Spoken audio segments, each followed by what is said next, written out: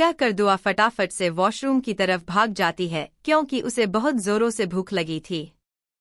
मुझे ऐसे ही वॉशरूम में आती है और खुद को मिरर के सामने देखती है तो उसका चेहरा पूरी तरह से टमाटर की तरह लाल हो जाता है। वह अपनी बूज़म को अपने दोनों हाथों से छुपाकर छोटे बच्चों की तरह मुंह बनाकर गुस्से भरी आवाज में पता नहीं क्या खाता है जो उसके अंदर इतनी अंदर जाते हैं और हर बार यह मेरे कहते कहते दुआ अपना सर नीचे करके अपने बूज़म को देखती है जिसकी हालत बहुत ही खराब हो चुकी है। वह पर जगह जगह बाइट मार्क्स मौजूद है जिन्हें देखकर दुआ खूब सारी बातें याद आने लगती है। कल के दिन याद करके वो जल्दी से शावर के नीचे खड़ी हो जाती हैं। वह करीब आधे घंटे बाद जब वॉशरूम से रूम में आते हैं तो पूरी तरह से हैरान हो जाती है, पर कुछ ही देर बाद वह अपनी आंखें छोटी कर लेती हैं क्योंकि सामने और कोई नहीं गुरु जो एक के ऊपर दूसरा पैर डाले सोफे पर अपने मोबाइल में कुछ कर रहा है। उसके चेहरे पर कोई भी एक्सप्रेशन नजर नहीं आ रहे थे। दुआ को वह शांति से अपने मोबाइल को चला रहा था। तभी वह सामने देखती है तो वहां पर खाना रखा हुआ था। दुआ वैसे ही टॉवल में खुद को लपेट है वहां पर खाने को देखकर चली जाती है क्योंकि उसे बहुत जोर से भूख लगी थी। वह बिना देर किए सोफे पर बैठकर गुरु को पूरी तरह से इग्नोर कर खाने पर टूट पड़ती है और खाना ऐसे खाती है जैसे सालों सालों से वह भूखी हो, इस बात से बेखबर कि गुरु उसे अपनी आंखें छोटी करके देख रहा है। वही गुरु गौर से दुआ को खाते हुए देख रहा था। वह जब यह देखता है कि दुआ पर ढंग से बिना किसी मैनर्स के साथ खा रही है तो ना जाने क्यों उसके चेहरे पर एक मुस्कुराहट आ जाते हैं। वह दुआ की गर्दन को गौर से देखता है जहां पर उसके लिए हुए बाइट मार्क्स थे जो पूरी तरह से मिलने पड़ चुके हैं, जिससे उसकी मुस्कुराहट और बड़ी हो जाती है। गुरु दुआ की गर्दन के बेहद नजदीक चला जाता है जहां दुआ खाने को पूरी तरह से एंजॉय कर रही थी, इस बात से अनजान कि गुरु की नीयत उसके लिए बदल दी जा रही है। दुआ खाना खा ही रही थी कि तभी उसे अपनी गर्दन पर वेट जैसा महसूस होता है। वह जो खाना अपने मुंह में डाली हुई थी जिसकी वजह से उसके गाल पूरी तरह से फूले हुए थे। वह अपनी गर्दन टेढ़ी करके देखती है तो अपनी आंखें छोटी कर लेती है क्योंकि गुरु अपनी टांग से दुआ की गर्दन को लिक कर रहा है। वह भी वही जगह जहां पर उसने अपने बाइट मार्क छोड़े हुए हैं। दुआ अपनी आंखें छोटी करके अपने कंधे से गुरु का सर हटाते हुए छोटे बच्चों की तरह उसे घूरने लगती हैं। इस समय दुआ बहुत ही प्यारी लग रही थी। पूरा खाना उसके मुंह के अंदर था जिससे वजह से उसका चेहरा फूला हुआ नजर आ रहा था। उसके होठों के कोने पर भी चावल का कोर लगा हुआ था। वही गुरु दुआ के चेहरे को देखकर एक पल के लिए तो देखता ही रह जाता है। दुआ का चेहरा पूरी तरह से ग्लो कर रहा है। गुरु की नजर बार बार दुआ के होठों पर जो चावल का दाना है उस पर चले जा रहे थे। वह दुआ के सामने आकर अपनी टांग से उस चावल के दाने को अपने मुंह में लेकर बड़ी मुस्कुराहट लिए, अब लग रहा है मैंने कुछ खा लिया है। गुरु की ऐसी बेशर्मी वाली बातें सुनकर दुआ कुछ नहीं करती, बस अपना खाना खाने लगती है क्योंकि गुरु से बहस करने से ज्यादा उसे अपना खाना प्यारा था, जिसकी वजह से वह खाना खा रही थी। और यह बात गुरु को अच्छे से पता था कि वह उससे कुछ नहीं कहने वाली है, तो वह अपने काम में लग जाता था। वह बीच बीच में दुआ की गर्दन को लिक तो कभी बीच में बाइट भी कर देता था, जिससे दुआ परेशान तो होती थी पर उसके पास कोई ऑप्शन भी नहीं था क्योंकि गुरु सिर्फ उसकी गर्दन के साथ खेल रहा था। बाकी उसने अभी तक उसके साथ कुछ भी शुरू नहीं किया था, जिसकी वजह से दुआ को थोड़ी सी राहत मिल रही थी कि गुरु अब शांत हो जाएगा, पर गुरु का तब प्लान कुछ और ही था। वही देखते देखते दुआ ने अपना खाना पूरी तरह से कंप्लीट किया हुआ था। वह अपना खाना कंप्लीट करके आंखें बंद करके सोफे पर लेट जाती हैं और अपने पेट पर हाथ रखकर उसे गोल गोल घुमाने लगती हैं, जैसे उसका पूरा पेट भर चुका है और अब वह सुकून के साथ आराम कर सकती हैं। यही सोचकर दुआ अपनी आंखें बंद कर लेते हैं, पर उसे क्या पता था उसकी आंखें बंद करने के बाद उसके साथ क्या क्या होने वाला है। वही गुरु अपना एक हाथ दुआ के बूज़म की ओर ले जाता है। वह बिना देर किए दुआ का टॉवल उसके ड्रेस के ऊपर से हटा देता है, जिससे दुआ अपनी नीली आंखों को छोटा छोटा करके गुरु को देखने लगती है, जो बड़ी मासूमियत से उसे देख रहा है। गुरु को ऐसे मासूमियत भरा चेहरा देखकर दो अपनी आंखें छोटी करके, आपको नहीं लगता यह मासूमियत भरा चेहरा लड़कियों के लिए बना है? क्या है ना, आपका चेहरा ऐसा मासूम देखकर मुझे परेशानी आने लगती है, क्योंकि आपके मासूम चेहरे के पीछे एक बेशर्म इंसान का चेहरा छुपा है। दुआ की बात सुनकर गुरु अपनी आंखें छोटी कर लेता है। वह दुआ को अपनी आय में हल्का सा गुस्सा लिए दुआ को देख रहा था। तभी दुआ को एहसास हो गया कि वह गुरु की इंसल्ट कर चुकी है। वह बड़ी मासूमियत से गुरु की तरफ देखने लगती है, जो उसे ही देख रहा है। ना जाने क्यों उसके ऐसे देखने से दुआ के चेहरे पर डर की लकीरें आने लगती है, तो वह जल्दी से अपनी आंखें बंद कर लेती है और अपना चेहरा नीचे कर लेती है। वही दुआ के चेहरे को देखकर गुरु का गुस्सा जैसे गायब सा हो जाता है, क्योंकि इस समय दुआ किसी बिल्ली की बच्चे की तरह दिख रही थी, जिसकी चोरी पकड़ी गई हो और अब उसे पनिशमेंट मिलने वाली है, और उस पनिशमेंट से बचने के लिए वह एक मासूम सा चेहरा बनाए उसे देख रही है, जैसे कह रही हूं, मेरे जैसा मासूम इस दुनिया में कोई हो सकता है। गुरु दुआ के चेहरे को देखकर कुछ सोचने लगता है। उसके चेहरे पर एक हल्की सी मुस्कुराहट आ जाती है। वहां दुआ के नजदीक चला जाता है। वही गुरु की बॉडी की फ्रेग्रेंस को, स्मेल को नजदीक से महसूस करके उसकी धड़कनें बढ़ने लगती है। वह अपनी आंखें कस के बंद कर लेती हैं। उसे ऐसा लग रहा है कि गुरु अब उसे छोड़ने वाला तो है नहीं। इसी वजह से वह दुआ कर रही थी भगवान से कि गुरु से आज उसे बचा ले कोई। तभी दुआ महसूस करती है कि गुरु अपनी टांग से उसकी गर्दन को लिकिंग कर रहा है, जिससे दुआ की धड़कन है ऐसी बढ़ने लगती है जैसे उसका दिल अभी बाहर ही आ जाएगा। वहीं गुरु दुआ के कॉलर बोन को देखता है। पहले वह उस जगह पर लिकिंग करता है, जिससे दुआ अपनी आंखें बंद कर लेती है कि तभी उसके मुंह से एक जोरदार चीख निकल जाती है, क्योंकि गुरु ने वहां पर एक बिग बाइट किया था जिसका निशान साफ साफ दिख रहा है, और वह निशान कोई भी आराम के साथ देख सकता है। वही गुरु के बाइट करने की वजह से दुआ की नीली आंखों में मोती जैसे आंसू आने लगते हैं। उसका पूरा चेहरा लाल हो जाता है। वह अपने होठ का पाउडर बनाकर गुस्से में गुरु को देखने लगती है, जो उसे ही अपनी मुस्कुराहट से देख रहा है, जिसे देखकर दुआ और भी चली जाती है। पर दुआ जब यह देखती है कि गुरु की नज़र कहाँ पर है, तो अपना सिर नीचे करके देखती है तो उसका चेहरा पूरी तरह से लाल हो जाता है। वह जल्दी से अपने टॉवल को अपने ऊपर डालकर अपनी आंखें छोटी करके मुंह फुलाकर, आपने सच में बहुत बुरे हैं। आपने रात को भी मुझे बहुत परेशान किया, और आप अपनी नज़र इनको जरा काबू में रखिए, आजकल यह बहुत ही ज्यादा शैतान होती जा रही हैं। गुरु दुआ के बालों को सहलाने हुए डीप वॉइस में, अभी कहाँ, अभी तो शुरुआत भी नहीं की है मैंने। वैसे हमारा हनीमून पीरियड 15 दिन का है।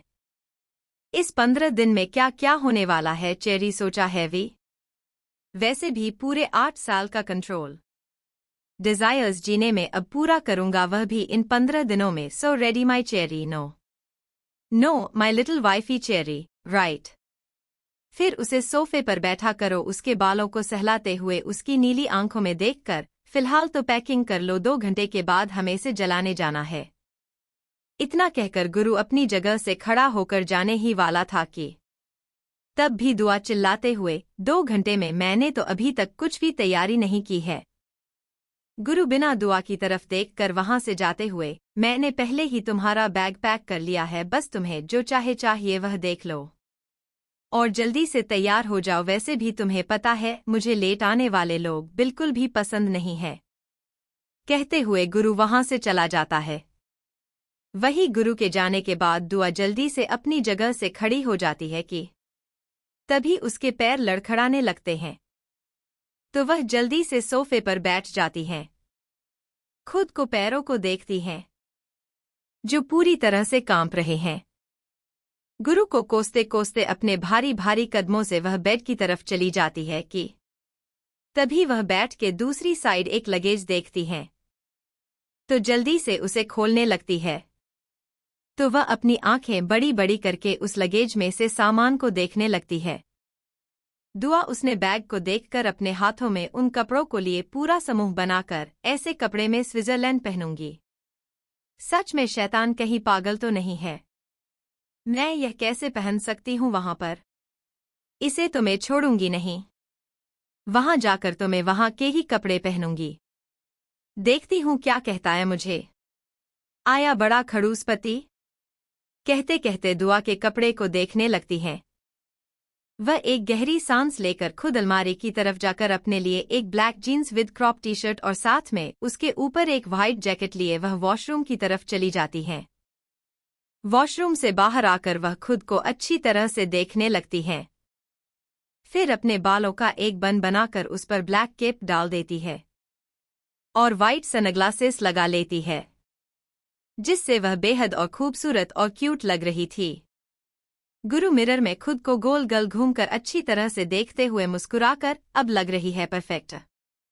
ऐसे कपड़े मुझ पर हमेशा ही अच्छे लगते हैं। क्या मुझे मॉडलिंग स्टार्ट करना चाहिए?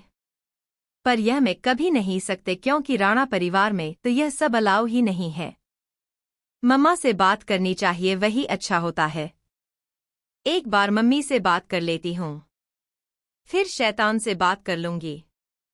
क्या पता मान जाए और मुझे मॉडलिंग करने दे।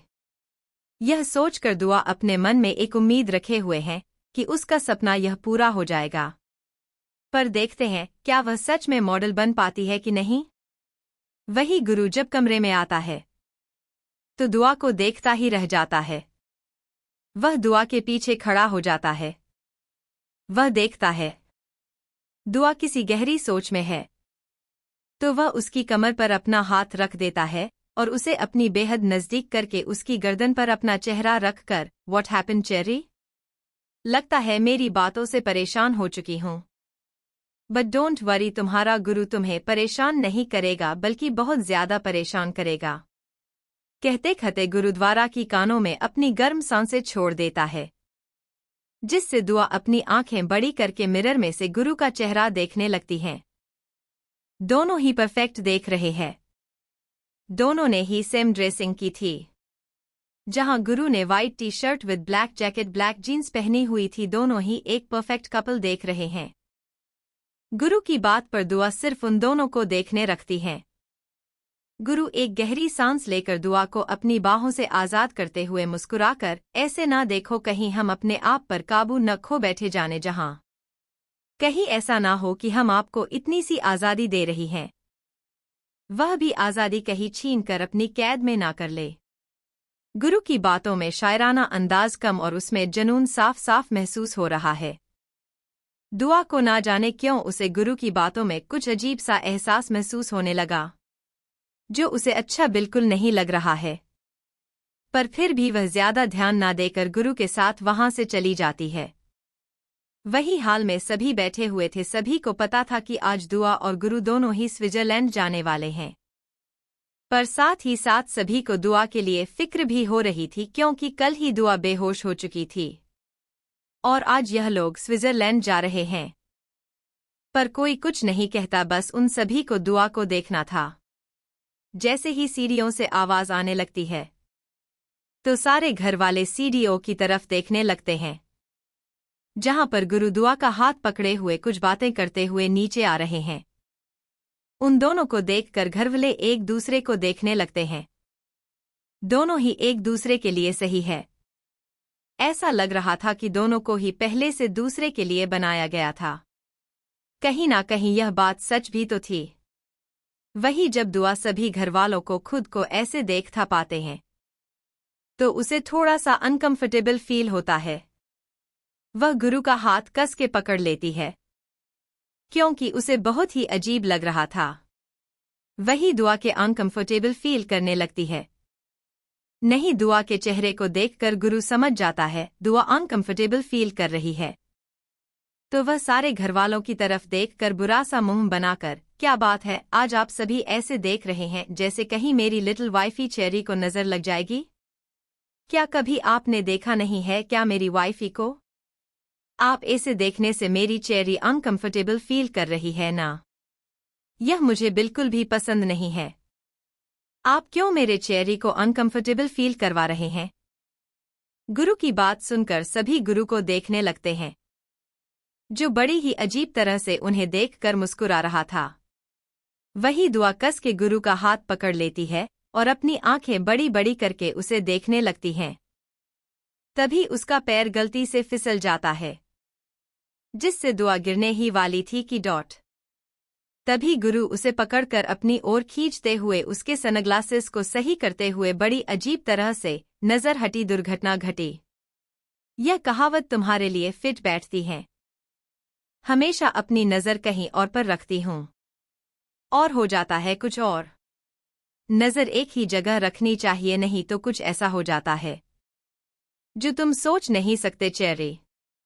गुरु इसे अजीब बातें सुनकर ना जाने क्यों दुआ को डर सा लगने लगा था।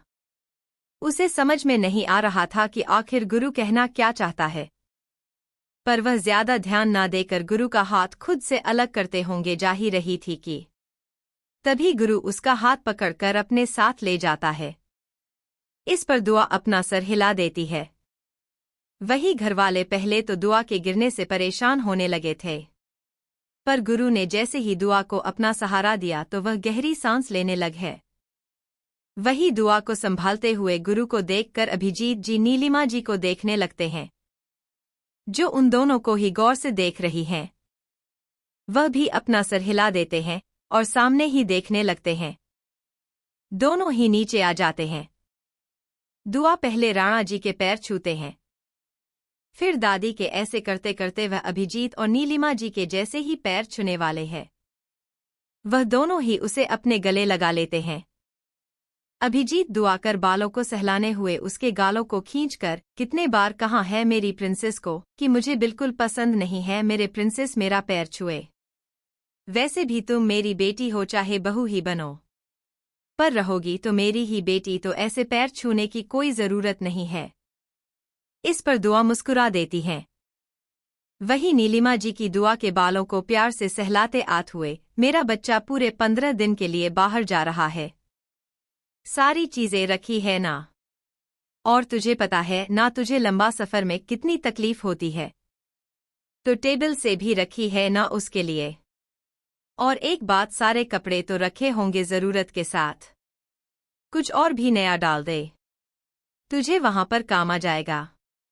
इस पर दुआ कुछ बोलने ही वाली थी कि तभी गुरु नीलिमा जी की तरफ देखकर मुस्कुराते हुए, इन लो जी आपका दामाद इतना भी गरीब नहीं है कि उसकी बीवी को कपड़े ना दे। वैसे भी वह जा रही वहां पर वह शॉपिंग कर लेगी, इतनी परेशान होने की जरूरत नहीं है। वह आपकी बेटी बाद में थी, अब मेरी वाइफी, तो इस हिसाब से मुझे ही ज्यादा ध्यान रखना चाहिए इन चीजों का। सही कहा ना मैंने? अब आप शांत हो जाइए। 15 दिन में पूरे दिमाग को शांत कर दीजिए। क्या है ना, आपके दिमाग में कचरा बहुत जल्दी आ जाता है, तो इन 15 दिनों में उसे साफ कर ले जाएगा। तब तक मैं मेरी वाइफी जो आपकी बेटी है आ जाते हैं। यह सुनते ही नीलिमा जी कुछ नहीं करती, वह बस दुआ को देखने लगती है। तभी दरवाजे पर कोई आता है, एक औरत ब्लू कलर की साड़ी पहने दरवाजे के अंदर आते हुए, क्या बात है, हमें तो हर कोई भूलने लगा है। शादी हो गई पर हमें तो किसी ने याद ही नहीं किया। वही कुछ औरत की आवाज सुनकर सभी उस दिशा में देखने लगते हैं। दुआ भी वहां देख रही थी। एक औरत जिसने ब्लू कलर की साड़ी पहनी हुई थी, चेहरे पर एक अलग सा रौनक था, साथ ही साथ उनके चेहरे में कुछ था जो उन्हें गुरु से मिलता जुलता नजर आ रहा था। उसे वह गौर से उस औरत को देख रही थी। तभी अभिजीत उस औरत की तरफ बढ़ते हुए, कादम्बरी तुम यहाँ? कादम्बरी अभिजीत को देखकर एक गहरी सांस लेते हुए अपनी गंभीर आवाज में, अभिजीत क्या मेरे घर में आ नहीं सकते? लगता है आप सभी ने मुझसे रिश्ता तोड़ दिया है, इसी वजह से गुरु की शादी में मुझे बुलाया नहीं गया क्या? मैं जान सकती हूँ कि मुझे गुरु की शादी के बारे में क्यों किसी ने नहीं बताया? क्या मैं पराई हो गई हूँ? इस पर अभिजीत कादम्बरी के पास जाते हुए, कादम्बरी ऐसी कोई बात नहीं है। बस शादी इतनी जल्दी में हो गई कि किसी को बताने का मौका ही नहीं मिला और ऊपर से तुम यहाँ पर भी नहीं थी और जब मैंने पता लगाया कि तुम यूएस में किसी अनाथ आश्रम के कामों में बहुत बिजी हूँ, इसी वजह से हमने तुम्हें परेशान करने के बारे में नहीं सोचा। कादम्बरी अब तक हॉल में आ चुकी थी। वह बिना अभिजीत की तरफ देखे दुआ को ऊपर से नीचे तक देखने लगती है, जिससे दुआ को डर लगने लगता है। उसे समझ में नहीं आ रहा था कि यह औरत जो सामने है, उससे यह लोग इतना डर क्यों रहे हैं, क्योंकि वह साफ साफ अभिजीत नीलिमा के चेहरे पर डर देख रही थी। और साथ ही साथ तरुण और कृषि ने भी अपना चेहरा नीचे कर लिया था। यह देखकर दुआ भी अपना चेहरा नीचे कर लेती है। तभी नीलिमा जी दुआ के पास आकर, दुआ जाओ बुआ जी के पैर छू लो। नीलिमा जी की बात सुनकर दुआ पहले तो हैरान हो जाती है, पर बिना देर किए कादम्बरी के पैर छूने के लिए चली जाती है। कादम्बरी राणा जी की मुंह बोली बेटी और सत्या और अभिजीत की ही उम्र की है। उन्हीं के शादी के दूसरे साल ही उनकी पति की एक कार एक्सीडेंट में मौत हो गई, जिसके बाद कादम्बरी को ना ही कोई बच्चा हुआ, जिसकी वजह से लोगों ने उसे हटाने देने शुरू कर दिए। पर कादम्बरी पहले से ही एक स्ट्रॉन्ग एंड शांत स्वभाव की थी। लोगों की बातों का जवाब कादम्बरी को अच्छे से आता था। खुद का बच्चा ना होने की वजह से उन्होंने बहुत सारे अनाथ आश्रम खोले और आज 2000 के ऊपर वह बच्चों को संभाल रही हैं। इसी वजह से बोराणा मेंशन से दूर अपने 2000 बच्चों के साथ ही रहती हैं। वही दुआ बिना देर किए कादम्बरी के पैर छू लेती हैं। तभी कादम्बरी उसे रोकते हुए उसके दोनों कंधे को पकड़कर उसके चेहरे को देखने लगती हैं। वह कुछ सोचकर नीलिमा की तरफ देखकर, नीलिम क्या दुआ तुम्हारी बेटी है? नीलिमा कादम्बरी की बातों को सुनकर एक पल के लिए हैरान हो जाती हैं, पर दूसरे ही पल अपना सर हिला देती हैं। वही कादम्बरी नीलिमा की तरफ देखते हुए कुछ सोचकर, लग तो नहीं रही है, कुछ तो अलग है इसमें। इसकी आंखें, इसके चेहरे की रौनक। कादम्बरी के बाद पर नीलिमा जी का चेहरा पूरी तरह से पसीने में भीग जाता है। वह अपना चेहरा दूसरी तरफ कर लेती है। तभी कल्याणी जी कादम्बरी के पास आते हुए, कादम्बरी आते ही शुरू हो गई। देखो बच्चे पूरे डर रहे हैं तुमसे। वैसे तुमने बताया नहीं कि तुम आने वाली थी, किसी को भेज देना हम लोग। कल्याणी जी की बात पर कादम्बरी शांत हो जाती है कि तभी गुरु दुआ की तरफ देखकर, चेरी हमें लेट हो रहा है, तुम्हें नहीं लगता यहाँ से चलना चाहिए? गुरु की बात पर दुआ से पहले कादम्बरी गुरु की तरफ देखकर मुस्कुराते हो, लगता है मैनर्स तुम्हें नहीं आए हैं। अपनी बुआ के पैर छूना तो दूर की बात है, उनसे बात भी नहीं कर रहे हो। पर यह जानकर मुझे बहुत हैरानी हुई कि तुमने शादी कर ली है। वैसे यह सुनते सभी कादम्बरी को देखने लगते हैं। तो कादम्बरी दुआ के चेहरे को देखकर उसके गालों को छूते हुए, गुरु में तो मुझे सत्या की छवि नजर आती है, पर मुझे लगा नहीं था कि आरुषि की छवि मुझे किसी में नजर आएगी। तुम्हें पता है बेटा, तुम्हारी आंखें और आरुषि की आंखें दोनों ही सेम है, दोनों में भी वही मासूमियत। आज तुमने मुझे आरुषि नजर आ रही है, पर कभी लगा नहीं था कि हमारा गुरु शादी करेगा। ऐसा क्या किया कि यह जिसे अपनी दुनिया में रहना पसंद है, कुछ नहीं तुम जैसे गुड़िया से शादी कैसे कर? कहीं तुम्हें धमकाकर तुमसे शादी करनी थी ना? अगर ऐसा कुछ है तो मुझे पहले बता दो। इस पर दुआ अपना सरना में हिला देती है। वही गुरु अपनी आंखें छोटी करके, आप आखिर कहना क्या चाहती हूं कि मैं पूरी जिंदगी अकेला रहने वाला था? कादम्बरी कभी भी गुरु से या किसी से डरती नहीं थी। कादम्बरी की अगर बात करें तो वह सत्या का दूसरा ही रूप है। दोनों भाई बहन एक दूसरे को टक्कर देने वाले थे, जो अभिजीत नहीं कर पाता था। इसी वजह से कादम्बरी गुरु के सामने बेफिक्री से बात कर रही है। कादम्बरी गुरु पर तंज कसते हुए, अगर बात हो रही है कि है तो सुनो। तुम काशी जाते हो, कुछ बताते भी नहीं हो। ऊपर से सारे घर वाले तुमसे डरते हैं। गरुड़ा राणा जो सभी के लिए गुरु है, उसने शादी किए है, इस पर किसी को भी भरोसा नहीं हो रहा है। यहाँ तक कि मुझे भी नहीं। मुझे लगा था कि तुम तो लड़कियों से दूर ही रहते हैं। तो कहीं तुम्हारे लिए। कादम्बरी कहते कहते रुक जाती हैं। उनके चेहरे पर एक चिढ़ाने वाली मुस्कुराहट थी, जिसे देखकर गुरु अपनी आंखें छोटी करके, आपको नहीं लगता आप कुछ ज्यादा ही मुझे कहने लगी है? और वैसे भी इतना परेशान मत हो जाइए। मेरे लिए वैसे भी आपके बच्चे मुझसे जलने लगेंगे। इस पर कादम्बरी जोर जोर से हंसते हुए, मेरे बच्चे इतने भी छोटे नहीं हैं कि वह तुमसे जलने लगेंगे। कहते हैं ना, जो सोचते नहीं है वही हो जाता है। अब कर भी क्या सकते हैं? शादी तो कर ली, तो मेरा भी कुछ फर्ज बनता है कि नहीं? कहते कहते कादम्बरी दुआ को सोफे पर बैठा देती हैं और एक बॉक्स खोलकर उसमें से एक हार, जो पूरा मोती हीरो से बनाया हुआ था, जिसे देखकर कोई भी कह सकता है कि वह बहुत ही पुराना, उसकी जो डिजाइन की वह बहुत ही अलग और यूनिक थी, जैसे कि पुश्तैनी हार जो राजा महाराजा के सदियों से लाया गया है। वह हर दुआ के सामने करते वह मुस्कुराकर, यह हार मैंने सोचा था मैं अपनी बहू को दूंगी। यह मेरी सासू माँ ने मुझे दिया था और वह नहीं रही, और गुरु को मैंने अपना बेटा माना है। तो आपसे यह हाल तुम्हारा हुआ, तुम मेरी बहू हो। इस पर दुआ कुछ बोलने ही वाली थी कि नीलिमा जी उसे हार लेने का इशारा कर देती हैं। तभी गुरु दुआ के साइड में आकर बिना कादम्बरी की तरफ देखें, चेरी चले यहाँ से, वैसे भी बहुत लोगों को काम तो नहीं होगा, पर मुझे बहुत काम है। कादम्बरी गुरु की बात का जवाब देते हुए, सही कहा, तुम तो बिजनेसमैन हो। इतना काम होगा कि तुम्हें बीवी के बिना कहीं जाने को वक्त ही नहीं मिलता होगा। सही कहा ना? इतना काम करते हो कि बीवी का पल्लू ही पकड़ रहे हो। वैसे गुरु, यह उम्मीद नहीं थी मुझे तुमसे शादी के बाद बदलने लगे हो। कादम्बरी की बात पर सभी दूसरी तरफ मुंह करके मुस्कुराने लगते हैं, क्योंकि पहली बार गुरु से ऐसे कोई बात कर रहा था।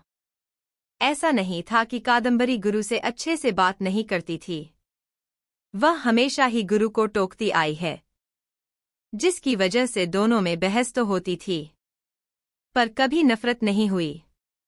दोनों ही एक दूसरे के बराबर के हैं। ऐसा नहीं है कि गुरु कादम्बरी से नफरत करता है या कादम्बरी उसे पसंद नहीं है। बस गुरु का स्टाइल ही ऐसा है कि दोनों में ऐसी बातें होती रहती थी। नहीं तो गुरु कादम्बरी की रिस्पेक्ट करता है, यहाँ तक कि वह कादम्बरी के पीठ पीछे ही उसकी बहुत मदद करता था।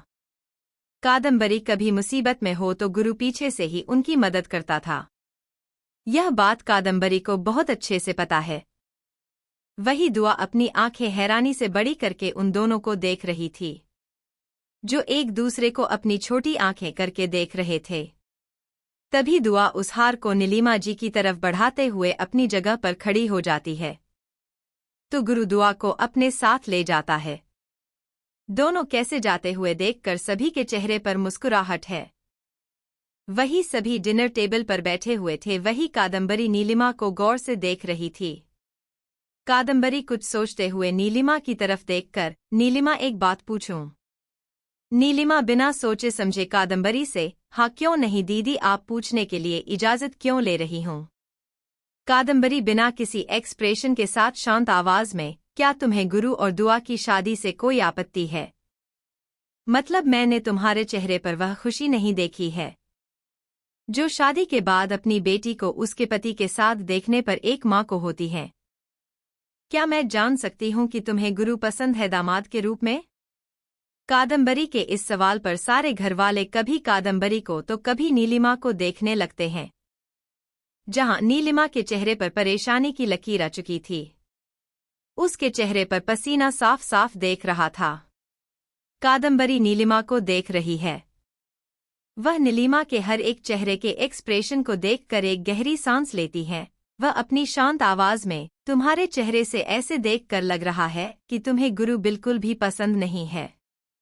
मैं जानती हूँ कि तुम गुरु से पहले से ही डरती आई हूँ, और यह भी जानती हूँ कि दुआ तुम्हारी बेटी नहीं है। यह सुनते ही नीलिमा जी के आंखों से आंसू आ जाते हैं। वह कादम्बरी के सामने आकर हाथ जोड़ते हुए, दीदी प्लीज आप कभी भी दुआ को यह मत बताइए। मैंने आज तक उसे यह सच नहीं बताया है। कादम्बरी एक गहरी सांस लेकर नीलिमा की तरफ देखकर, पहले तुम हाथ जोड़ना छोड़ दो। मुझे यह बिल्कुल पसंद नहीं है। और जहां तक तुमने दुआ से यह बात छुपाई है, तो मेरी मानो तो उसे सच्चाई बता दो, क्योंकि हर किसी को अपना बीता हुआ कल पता होना चाहिए। क्या पता किसी और से अगर दुआ को उसका बीता हुआ कल पता चल गया तो कभी सोचा है तुमने इस बारे में? तुमने नीलिमा। कहते हुए कादम्बरी अपनी जगह से खड़ी हो जाती है। वह जाने ही वाली थी कि वह नीलिमा की तरफ देखकर मुस्कुराते हुए, नीलिमा, मैं तुम्हारे मन के अंदर का डर समझ सकती हूँ। मुझे अच्छे से पता है कि तुम गुरु के बारे में क्या सोचती हो। और सोचो कि भी क्यों नहीं, गुरु का बिहेवियर ही ऐसा है वैसा। पर एक बात मत भूलना कि गुरु के अंदर सत्या का खून है, और सत्य कभी भी आरुषि पर जबरदस्ती नहीं करता था। और जहां तक मैंने गुरु को देखा है, तो कहीं ना कहीं उसकी आंखों में दुआ के लिए कुछ नजर आया है मुझे। बरसों बाद मैंने एक गुरु के चेहरे पर एक सुकून देखा है, और यह सुकून ने अपने बेटे के चेहरे से गायब नहीं होने दूंगी नीलिमा, चाहे उसके लिए कुछ भी करना करें। कहते हुए कादम्बरी बिना नीलिमा की बात सुने वहां से चली जाती है। वही कादम्बरी के जाने के बाद नीलिमा सभी की तरफ देखती है, पर कुछ नहीं कहती। वही अभिजीत के साइड में आकर खाना खाने लगती है। वही दूसरी तरफ कार में वही दुआ गुरु की गोद में मुंह फुलाए बैठे हुए थे। इस समय उसे बहुत गुस्सा आ रहा था गुरु पर। आखिर आए भी क्यों ना, गुरु ने किया भी तो ऐसा ही है। बिना किसी को बाइक कहे उसे ऐसे ही खींच कर विला से बाहर लाया है। वही गुरु ने अपनी आंखें बंद के सीट पर अपना सर रखा हुआ था। जैसे उसे देखकर ऐसा लग रहा था कि दुआ के गुस्से से उसे थोड़ा भी फर्क नहीं पड़ रहा है।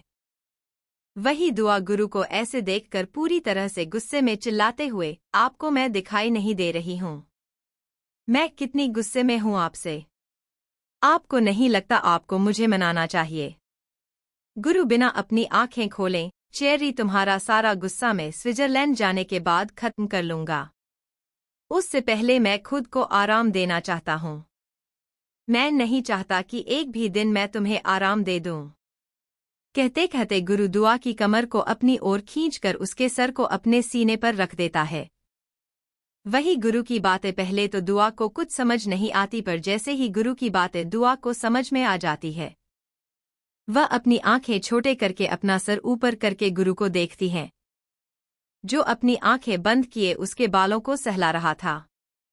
देखते देखते दोनों ही एयरपोर्ट पर आ जाते हैं। एयरपोर्ट पर आने के बाद दुआ चारों तरफ देखने लगती है। वही गुरु किसी से मोबाइल पर बात कर रहा था। इस समय भूरा भी उन दोनों के साथ था। वही दुआ की नजर बार बार पीछे की ओर जा रही थी, चारों तरफ देख रही थी। उसके दिल में एक बेचैनी हो रही थी। तभी गुरु उसके कंधे पर हाथ रख देता है, जिससे दुआ डर जाती है। वे जैसे ही गुरु को देखती है तो अपने सीने पर हाथ रखकर एक गहरी सांस लेते हुए, ऐसे कोई किसी को डराता है क्या? दुआ की बात सुनकर गुरु अपनी गर्दन टेढ़ी करके, अच्छा, पर अगर तुम्हारी नजर चारों तरफ से हटकर मेरी तरफ होती तो शायद तुम डरती नहीं चेरी। गुरु की बातों में गुस्सा साफ साफ महसूस कर रही थी।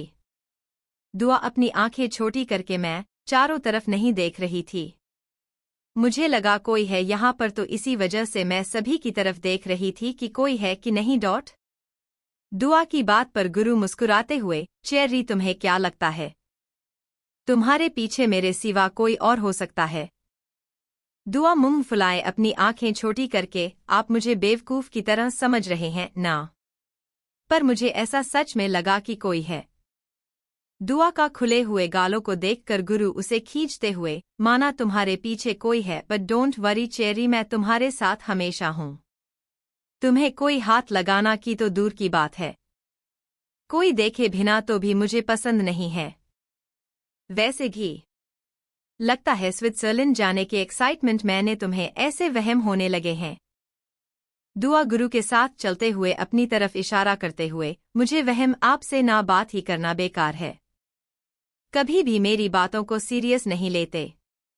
इस पर गुरु मुस्कुरा देता है। वह चारों तरफ देखने लगता है। वह एक नज़र भूरा को देखकर अपना सर हिला देता है, तो भूरा उसे कुछ इशारा करके वहां से चला जाता है। वही एयरपोर्ट के दूसरी साइड एक शख्स जो बैठा हुआ था, जिसने पूरे काले कपड़े पहने हुए थे, जिसके हाथ में न्यूज़पेपर रखा हुआ था और उसे न्यूज़पेपर के बीचों बीच एक कैमरा जिससे सामने वाले शख्स मतलब दुआ और गुरु जहां खड़े थे वहां पर हो रखा हुआ था, जिसका मतलब दोनों पर कोई नज़र रख रहा है। वह जल्दी से उसने इस पेपर को साइड में करके उस कैमरे को अपनी जेब में डाले वहां से बिना किसी की नज़र में आए अपनी बैग को लिए चला जाता है। वही दूर खड़े शख्स के चेहरे पर एक मुस्कुराहट थी। गुरु और दुआ को जाते हुए देखकर वह भी वहां से चला जाता है। वही दूसरी तरफ उस लग्जरी विला के अंदर वही ग्रीन आइज वाला शौक सोफे पर बैठा हुआ था। इस समय वहां के मेड काम कर रहे थे, पर उनके चेहरे पर डर और हर एक चीज को संभाल कर रखने की परेशानी मौजूद थी, जिसे अगर कोई चीज टूट गई तो उन्हें पता था कि उनके साथ क्या होने वाला है। वहीं सोफे पर बैठा शख्स अपने हाथों में एक पॉट को पकड़े उसे गोल गोल घुमाकर देख रहा था। वह उस पॉट को बेहद नाजुक तरीके से अपने हाथों में पकड़े हुआ था, जैसे अगर उसवी के हाथों से गिर गया तो बहुत कुछ हो सकता है। उसके चेहरे पर एक अजीब सी मुस्कुराहट मौजूद थी उस पॉट को देखकर। तभी जेफ विला के अंदर आते हुए उस शख्स को देखने लगता है। वह जब उस शख्स के हाथों में पॉट को देखता है तो एक गहरी सांस लेकर अपनी गर्दन दूसरी तरफ करके उस सांस को छोड़ देता है, फिर उस शख्स के नजदीक चला जाता है। जेफ उस शख्स के सामने कुछ तस्वीरें आगे करके, Mr Rana and Mrs Rana 15 दिनों के लिए स्विट्जरलैंड गए हैं। वह शख्स जेफ की बात सुनकर अपने हाथों में जो पॉट जिस तरीके से पकड़ा था वह गुस्से में वहां पर फेंक देता हूं और अपनी जगह से खड़ी होकर अजीब तरह से मुस्कुराते हुए अपनी गर्दन को अच्छी तरह से दाएं बाएं करते हुए, हनीमून मेरी डॉल फेस हनीमून के लिए स्विट्जरलैंड चली गई, वह भी मुझे बिना बताए। सोचा था डर की वजह से शांत रहेगी, पर नहीं, इसे तो हनीमून के लिए जाना है, वह भी मुझे बिना बताएं। मैं कैसे अपनी चीजों को दूसरे को दे सकता हूं? जेफ बोलो ना, कहते कहते हैं अपने दोनों हाथों को अपने दोनों गालों पर रखकर बड़ी मासूम सी शक्ल बनाकर, यह तो गलत है ना, अब मुझे तो कुछ करना पड़ेगा ना, वैसे भी मैं इंडिया में रहकर थक चुका हूं, सोच रहा हूं स्विट्जरलैंड जाकर थोड़ा आराम कर लो, टिकट बुकिंग कर लो, आज हम निकल रहे हैं। कहते हुए वह शख्स वहां से सीढ़ियों की तरफ चला जाता है। वही जेफ उस शख्स की जाते हैं, अपना सर हिला देता है। तभी सोनिया उसके सामने आ जाती है, तो जेफ अपना सर नीचे कर लेता है कि तभी सोनिया जेफ के हाथों में कुछ रखते हुए, मुझे पता है तुम्हारा मुंह जला है, इसे लगाने से तुम्हारा मुंह जल्दी से जल्दी ठीक हो जाएगा। सोनिया की बात सुनकर जेफ कुछ नहीं कहता। तभी सोनिया चारों तरफ देखते हो, क्या उस लड़की को भी यहाँ पर लाने वाले हैं बॉस? जेफ ऊपर सीढ़ियों की तरफ एक नज़र देखता है। वह एक गहरी सांस लेकर अपना सर में लाते हुए, तुम तो जानती हूँ बॉस को कैसे हैं, तो फिर यह सवाल क्यों पूछ रही हूँ? जेफ की बात सुनकर सोनिया कुछ सोचते हुए, मुझे लगा कि गुरु राणा बहुत पावरफुल है, पर पता नहीं बॉस के सामने वह टिक पाएगा कि नहीं। जेफ सोनिया की तरफ देखकर एक दर्द भरी मुस्कुराहट लिए, कभी कोई टिक पाया है जो आज टिक पाएगा, और गुरु राणा चाहे कितना भी पावरफुल क्यों ना हो, पर बॉस के दिमाग के सामने वह कुछ नहीं है। जेफ इतना कहकर बिना सोनिया की तरफ देखकर वहां से चला जाता है। वही जेफ के ऐसे जाने से सोनिया के आंखों से हल्का सा आंसू आ जाता है, जिन्हें वह जल्दी से पोंछ लेती है। वह उस पॉट को देखती है जो पूरी तरह से टूट चुका था और उसके टुकड़े एक मेड कांपते हुए आंसू से भर रही है। उसकी आंखों में इस समय आंसू मौजूद थे, जैसे उन टुकड़ों में कुछ है जिससे उसे बहुत दर्द हो रहा है। वही सोनिया खुद से ही दर्द भरी मुस्कुराहट लिए, पता नहीं कब यहाँ से किसी को आज़ादी मिली थी, अब उस मासूम के साथ क्या होगा यह भगवान ही जाने। इतना कहकर सोनिया वहां से अपना काम करने के लिए चली जाती हैं। वही वह मेड उस पॉट के टुकड़े को एक डब्बे में भरकर कहीं ले जाती है और एक कमरे में वहां पर रख कर वहां से अपने आंसू पहुंचकर चली जाती है। वह मेड जब किचन में आती है तो सोफिया उसकी तरफ देखकर, तुमने उन टुकड़ों को अच्छे से डिब्बे में पैक करके कमरे में रखवा दिया ना? मेड अपना सर हाँ मिलाकर अपना सर नीचे करके काम में लग जाती है। तो सोनिया उसके कंधे पर हाथ रखकर, मुझे पता है वह तुम्हारी बहुत अच्छी दोस्ती थी, पर यहाँ पर दोस्ती प्यार मोहब्बत कुछ नहीं चलता। यहाँ पर सिर्फ बॉस के रूल्स हो चलते हैं। इस पर वह मेड कुछ नहीं कहती हो और अपने कामों में लग जाती है। वही सोफिया भी अपने कामों में लग जाती हैं। दूसरी तरफ फ्लाइट में इस समय फ्लाइट के अंदर एक छोटा सा रूम बना हुआ था जिसमें गुरु ने दुआ को अपने ऊपर लेटा दिया था। वह उसके बालों को सहलाते हुए उसे देख रहा था। वह गहरी नींद में जा चुकी थी और वही गुरु कुछ सोच रहा था। उसने भी अपनी आंखें बंद कर ली थी। जब फ्लाइट स्विट्जरलैंड पहुंच गई तो सुबह हो चुकी थी। इस समय दुआ की आंखें खुली नहीं थी, तो जिसकी वजह से गुरु ने उसे अपने बाहों में उठा लिया था और सामान कुछ बॉडीगार्ड्स को लाने के लिए कह दिया था। वह उसे अपनी कार में बैठा कर वहां होटल की तरफ चला जाता है। वही जब दुआ अपनी आंखें खुलती है तो खुद को किसी अनजान कमरे में देखकर पूरी तरह से हैरान हो जाती है। अपनी नींद भरी आंखों से चारों तरफ देखने लगती है। तभी वह गौर करती है कि उसके कपड़े किसी ने बदले हुए हैं। वह समझ जाती हो ना हो यह गुरु नहीं किया होगा। दुआ बालकनी में आती है तो देखती है कि गुरु सिगरेट पी रहा है। तो दुआ बच्चों की तरह मुंह बनाकर, सिगरेट पीना बहुत बुरी चीज है, इससे ना लिवर खराब होता है, पता है आपको कितना हानिकारक है, फिर भी आप पीते हो। डूबा की आवाज सुनकर गुरु उसकी तरफ देखता है जो नींद भरी आंखों से उसे देख रही थी, जिसे गुरु समझ चुका था कि दुआ अभी ही उठी है। उसकी मासूम और प्यारी आवाज सुनकर गुरु सिगरेट को वही बालकनी से बाहर फेंक कर दुआ का हाथ पकड़कर अपनी ओर खींच लेता है।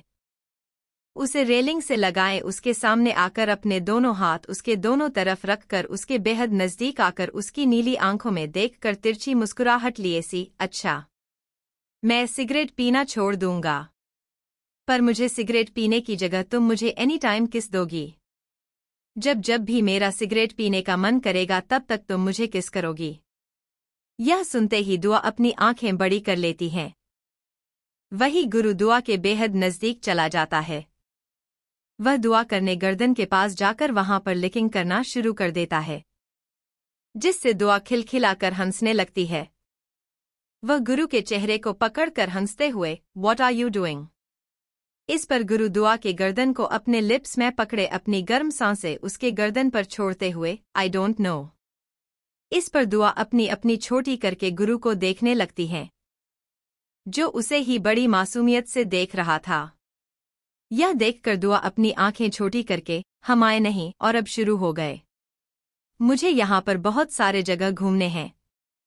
आपको तो पता है मैं स्विट्जरलैंड पहली बार आई हूँ, तो मुझे बहुत सारी जगह घूमने हैं। दुआ की बच्चों वाली बात पर गुरु की तरफ देखकर उसकी नीली आंखों में अपनी छवि को देखकर मुस्कुरा देता है, उसके गालों को थपथपाते हुए, वाई नॉट चेरी, मैं तुम्हें स्विट्जरलैंड घुमा लूंगा, पर मुझे उसके लिए एनर्जी भी तो चाहिए और अब मेरे में थोड़ी भी एनर्जी नहीं है। अब मुझे एनर्जी चाहिए, अगर तुम चाहो तो मुझे एनर्जी दे सकते हो। गुरु की बात को सुनकर दुआ ना समझे में बड़ी मासूम शक्ल बनाकर, अब मैं क्या दूं आपको, मेरे पास कुछ नहीं है। दुआ की बात पर गुरु दुआ की गर्दन में अपना चेहरा छुपा लेता है। वह अपनी शांत आवाज में, नो ओ नो चेरी, तुम्हारे पास बहुत कुछ है और सबसे स्पेशल चीज है जो प्राइसलेस है। यह सुनकर दुआ खुद से ही, मतलब मेरे पास ऐसी कौन सी कीमती चीज है जो मुझे ही पता नहीं, ऐसा क्या है मेरे पास? कहते कहते दुआ अपनी गर्दन टेढ़ी करके गुरु को देखने लगती है, तो गुरु दुआ के गर्दन पर बाइट कर देता है।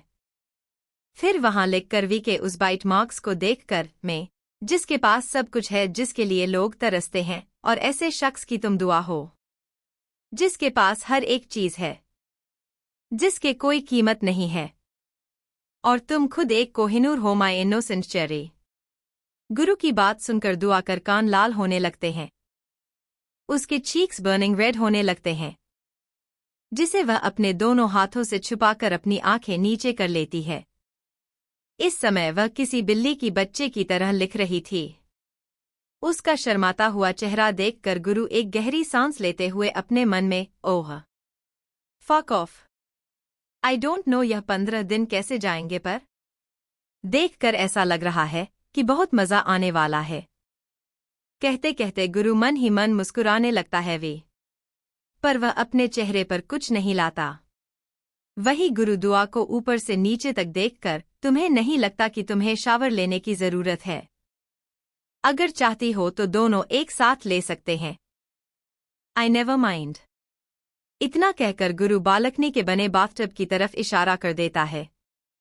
वही यह सुनते ही दुआ अपनी आंखें बड़ी बड़ी करके गुरु को धक्का देकर वहां से भागकर चली जाती हैं। वही गुरु मुस्कुरा देता हूं। फिर वह कुछ सोचने लगता है कि तब भी उसे अपने मोबाइल पर कुछ नोटिफिकेशन आती हुई नजर आती हैं, जिसे देखकर उसका चेहरा पूरी तरह से सर्द हो जाता है। वह एक नजर पीछे देखता है, जहां पर दुआ वॉशरूम में जाते हुए उसी नजर आ रही है। तो वह बिना देर किए अपनी पॉकेट से सिगरेट को निकालकर उसे अपने होठों में रखने ही वाला था कि वह रुक जाता है। वह अपने होठों को अपने अंगूठे से सहलाने लगता है। गुरु वहीं सोफे पर बैठे कुछ सोचने लगता है। करीब आधे घंटे बाद दुआ बाहर आ जाती है, तो अपनी गर्दन को पीछे करके दुआ की तरफ देखता है, तो उसकी एक आईब्रो ऊपर हो जाती है। वह अपने आंखों में शरारत लिए होठों पर एक अजीब सी मुस्कुराहट लिए चेरी। गुरु वहीं सोफे पर बैठे कुछ सोचने लगता है। करीब आधे घंटे बाद दुआ बाहर आ जाती है, तो अपनी गर्दन को पीछे करके दुआ की तरफ देखता है, तो उसकी एक आईब्रो ऊपर हो जाती है। वह अपने आंखों में शरारत लिए होठों पर एक अजीब सी मुस्कुराहट लिए चेरी। गुरु की आवाज सुनकर दुआ उसकी तरफ देखने लगती है, जिसने एक वाइट कलर का शर्ट पहना हुआ था। वह शर्ट उसकी इन अथायार है, जिसमें उसके गोरी लंबी टांगे देख रहे हैं। ऊपर से दुआ ने बाल भी धोए हुए थे, जिसकी वजह से गीले बालों का पानी उस शर्ट पर आ रहा है। वही गुरु शर्ट देखने लगता है जहाँ दुआ ने अंदर कुछ भी नहीं पहना था। उस वाइट शर्ट से उसकी गोरी स्किन साफ साफ दिख रहे हैं, जिसे गुरु बड़े आराम से देख सकता है। गुरु अपनी एक आईब्रो पर करके अपने गर्दन को टेढ़ी करके, इज दैट माई शर्ट? यह सुनते ही दुआ गुरु की तरफ अपनी आंखें हैरानी से बड़ी बड़ी करके देखने लगती हैं। गुरु की नज़र उसके बूज़म पर कहीं रुक सी जाती है।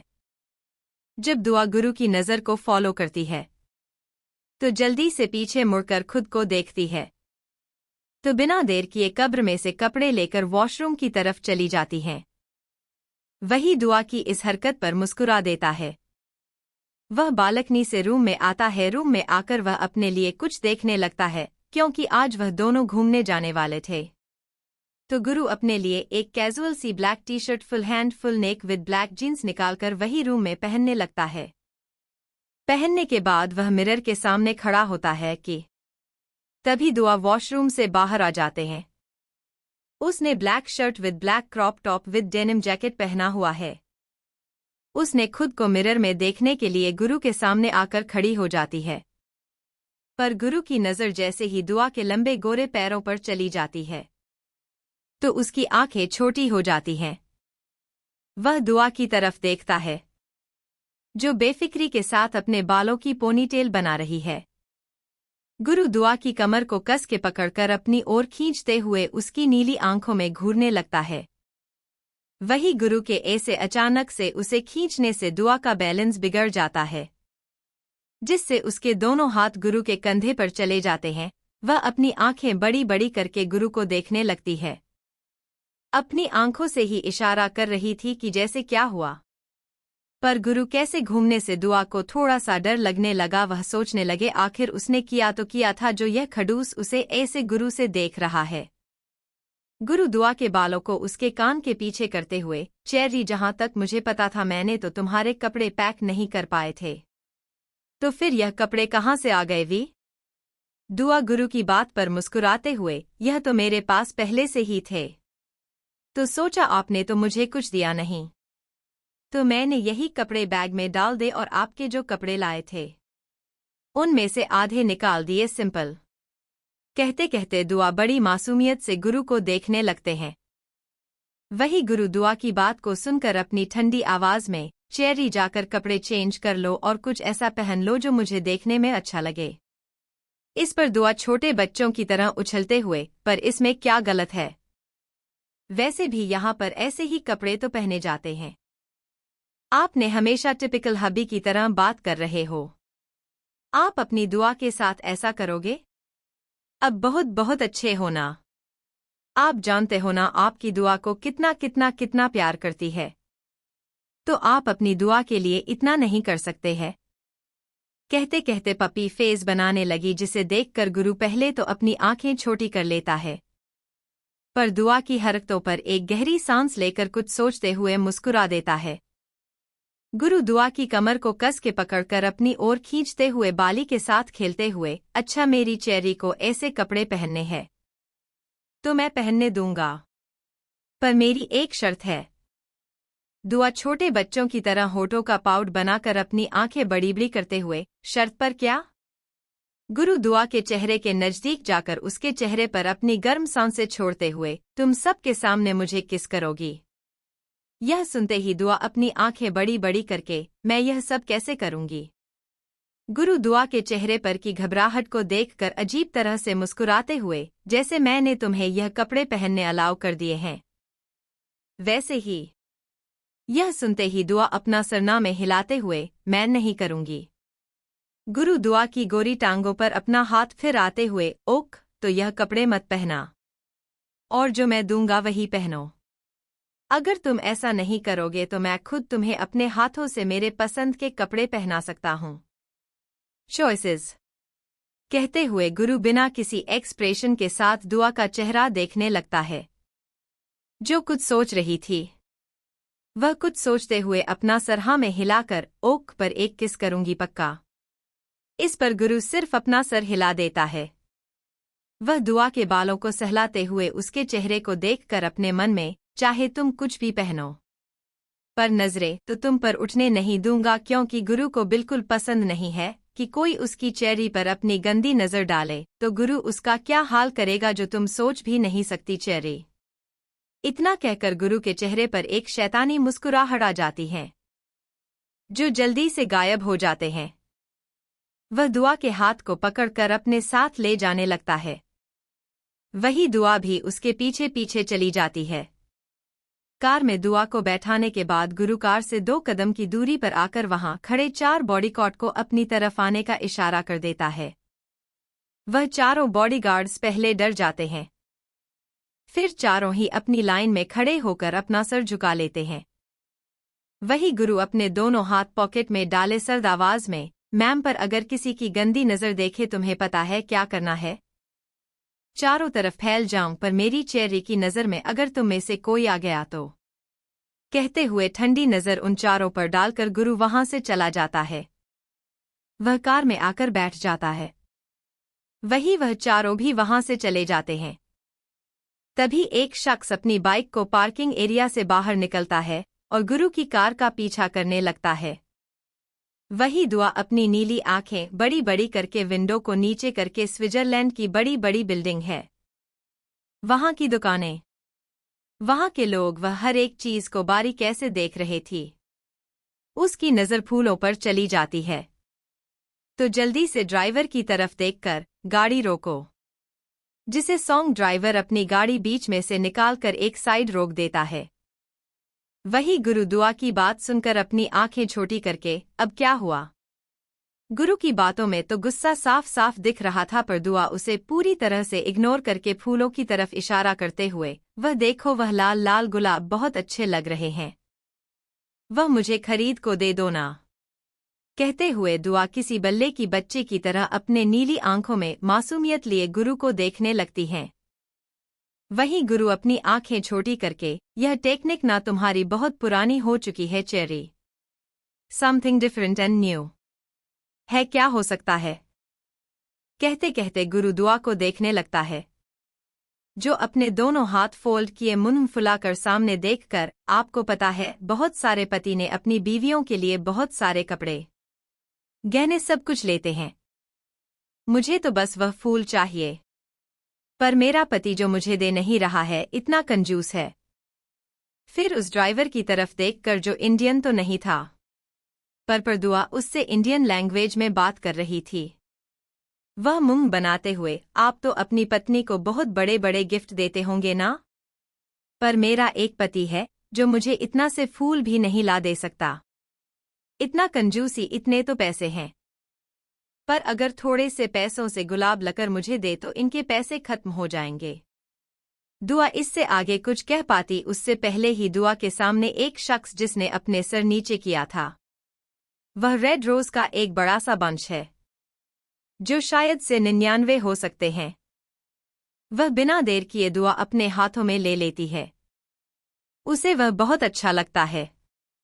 दुआ अपनी आंखों में बड़ी मासूमियत लिए गुरु को देखती है, जिसने अपना चेहरा दूसरी तरफ कर लिया था। तब तक ड्राइवर में भी कार स्टार्ट कर ली थी। दुआ गुरु की तरफ देखकर बड़ी प्यार से, देखे गुलाब कितने अच्छे ना, सॉरी यार मैं ऐसे रखूंगी कहाँ? गुरु दुआ की तरफ देखकर अपने सर की तरफ इशारा करके, यहाँ रख सकती हूँ, कोई प्रॉब्लम ना हो तो रखो, अभी यही एक जगह बची है। गुरु की बात पर दुआ ना समझे मैं बेवकूफ़ी की तरह, पर यह जगह छोटी नहीं पड़ेगी। यह तो गुलाब बहुत सारे हैं और आपका सर छोटा है। एक काम करते हुए वहां पर जो लोग आएंगे ना, उन सभी को एक एक गुलाब दे दूंगी। कैसा लगा मेरा प्लान? दुआ की बात पर गुरु को ऐसा मन कर रहा था कि जाकर अपना सर फोड़ दे। वह अपनी आंखें छोटी करके, तुमने यह फ्लावर्स जो मुझसे लिए हैं वह लोगों को देने के लिए है क्या? इस पर दुआ अपना सर गुरु के कंधे पर रखकर उसके चेहरे की तरफ देखकर बड़ी मासूमियत से, ऐसी बात नहीं है, पर यह खराब हो जाएंगे। अगर यह किसी के काम आ जाए तो बहुत अच्छा होगा। दुआ की बात पर गुरु दुआ के कमर पर अपना हाथ रखकर एक गहरी सांस लेकर, अब यह फ्लावर्स किसके काम आ जाएंगे?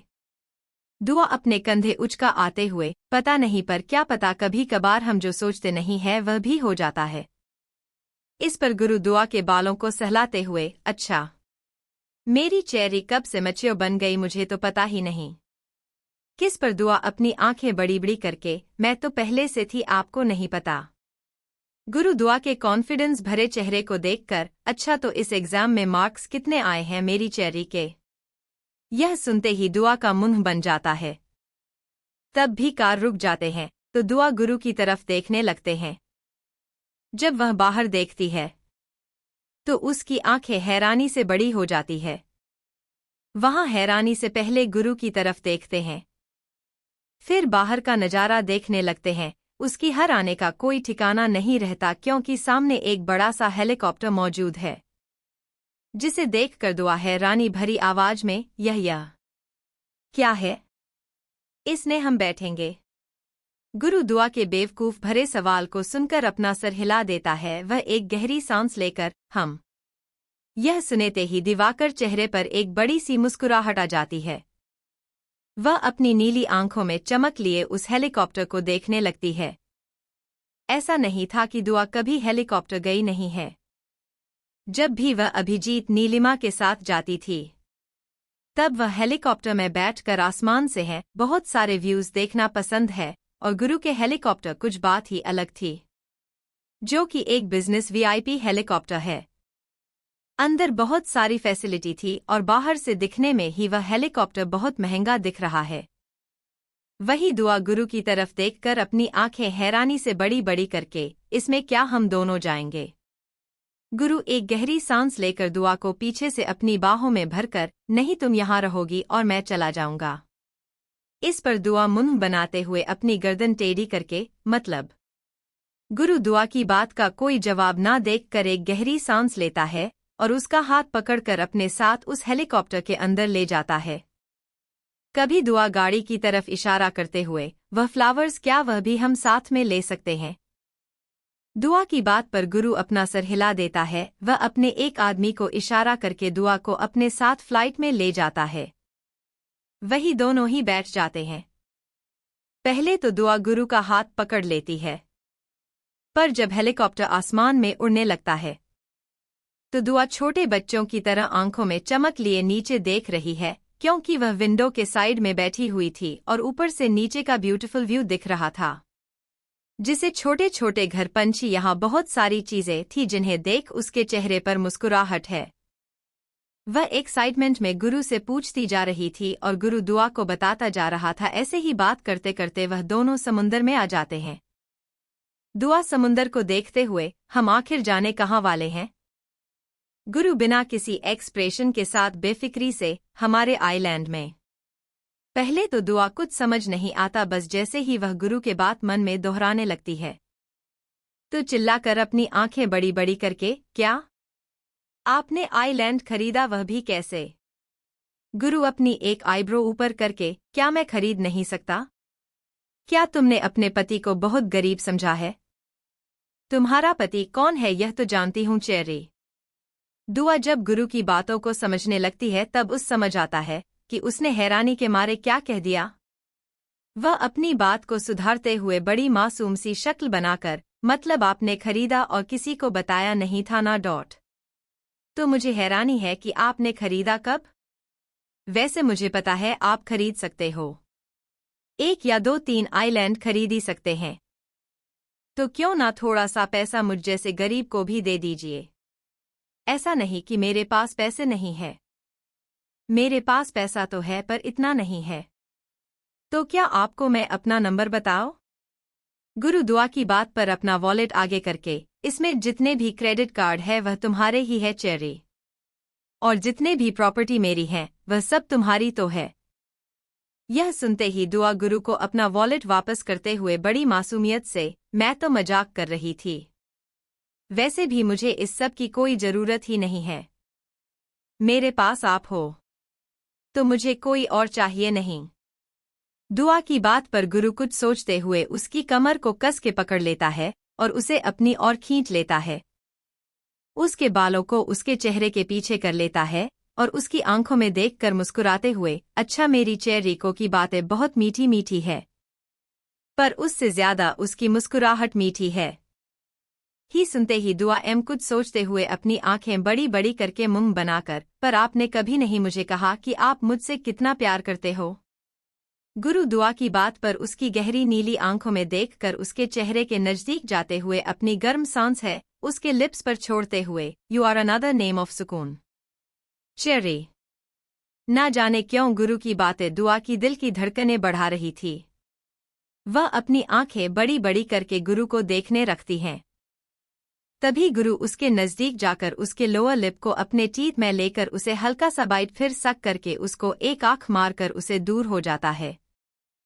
वही दुआ बस अपनी आंखें हैरानी से बड़ी बड़ी करके गुरु को देखने लगते हैं। तभी हेलीकॉप्टर आइलैंड पर आ जाता है। जैसे ही दुआ हेलीकॉप्टर से बाहर आती है तो पूरी तरह से हैरान हो जाती है, क्योंकि वहां पर एक बड़ा सा विला बनाया हुआ था, समुंदर सब कुछ था, पर वहां पर कोई शख्स उसे नजर नहीं आ रहा था। बस वहां पर कुछ काम करने के फीमेल मैड रखी हुई थी, जो कि बहुत कम है। दुआ ही सब देख रही थी। उसकी आंखें मानो हैरानी से बाहर ही आ जाएगी, क्योंकि हर तरफ एक अलग ही तरह का नजारा दिख रहा है। तभी गुरु उसका हाथ पकड़कर उसे अपने साथ उस विला के अंदर ले जाता है। विला के अंदर आने के बाद दुआ गौर से हर एक चीज को देख रहे थे। वहां का नजारा ही कुछ अलग था, जैसे कि उसमें बड़ा सा स्विमिंग पूल बनाया हुआ था। बहुत सारी रूम थी, साथ ही साथ वह विला एक पजल टाइप बनाया हुआ था। दुआ गौर से हर तरफ देख रही थी, ब्लैक एंड व्हाइट कलर लगा हुआ था। गुरु दुआ को अपने साथ सीधा डाइनिंग टेबल पर ले जाता है। वही वहां पर 3 मेड जो करीब 40 साल की हो सकती है, वह उन दोनों को खाना डाइनिंग टेबल पर रख रही थी। वही दुआ अजीब सा महसूस हो रहा था, क्योंकि वहां पर कोई कुछ नहीं कह रहा था, समझ नहीं आ रहा था। ज्यादा ध्यान ना देकर गुरु के साथ बात करने में लग जाती है। दुआ के बारे में बात कर रही थी और गुरु सिर्फ उसकी बातें सुन रहा है। पूरा खाना खत्म करने के बाद वह गुरु का हाथ पकड़कर, मुझे बीच घूमना है, वैसे भी खाना मैंने बहुत खा लिया है, अब मुझे बीच घूमना है, चलो ना मेरे साथ। दमा की बात सुनकर गुरु के चेहरे पर एक शैतानी मुस्कुराहट आ जाती है। वह दुआ का हाथ पकड़कर अपने साथ बीच की तरफ ले जाते हुए, वाई नॉट, चलो कुछ एक्सरसाइज भी हो जाएगी मेरी। कहते कहते गुरु भरी अजीब तरह से दुआ को देखने लगता, जो उसकी बातों से ज्यादा बीच देखने में एक्साइटमेंट थी। उसने तो गुरु की बात ज्यादा से सुनी नहीं थी, पर उसे क्या पता था वहां पर जागने के बाद उसे कुछ और ही देखने को मिलने वाला है। गुरु दुआ के साथ बीच की तरफ चला जाता है। वही एक नज़र सभी को देखता है, तो सभी वहां से चली जाती हैं। पर गुरु के उन्मेद को देखते हुए दुआ नहीं देखती, वह सिर्फ सामने देखते हैं। वही गुरु दुआ को अपने साथ बीच पर लाता है। उसे बीच पर लाने के बाद अपने दोनों हाथ अपने पैंट के पॉकेट में डाले दुआ को देखता है, जो पानी को देखकर उछल रहे थे।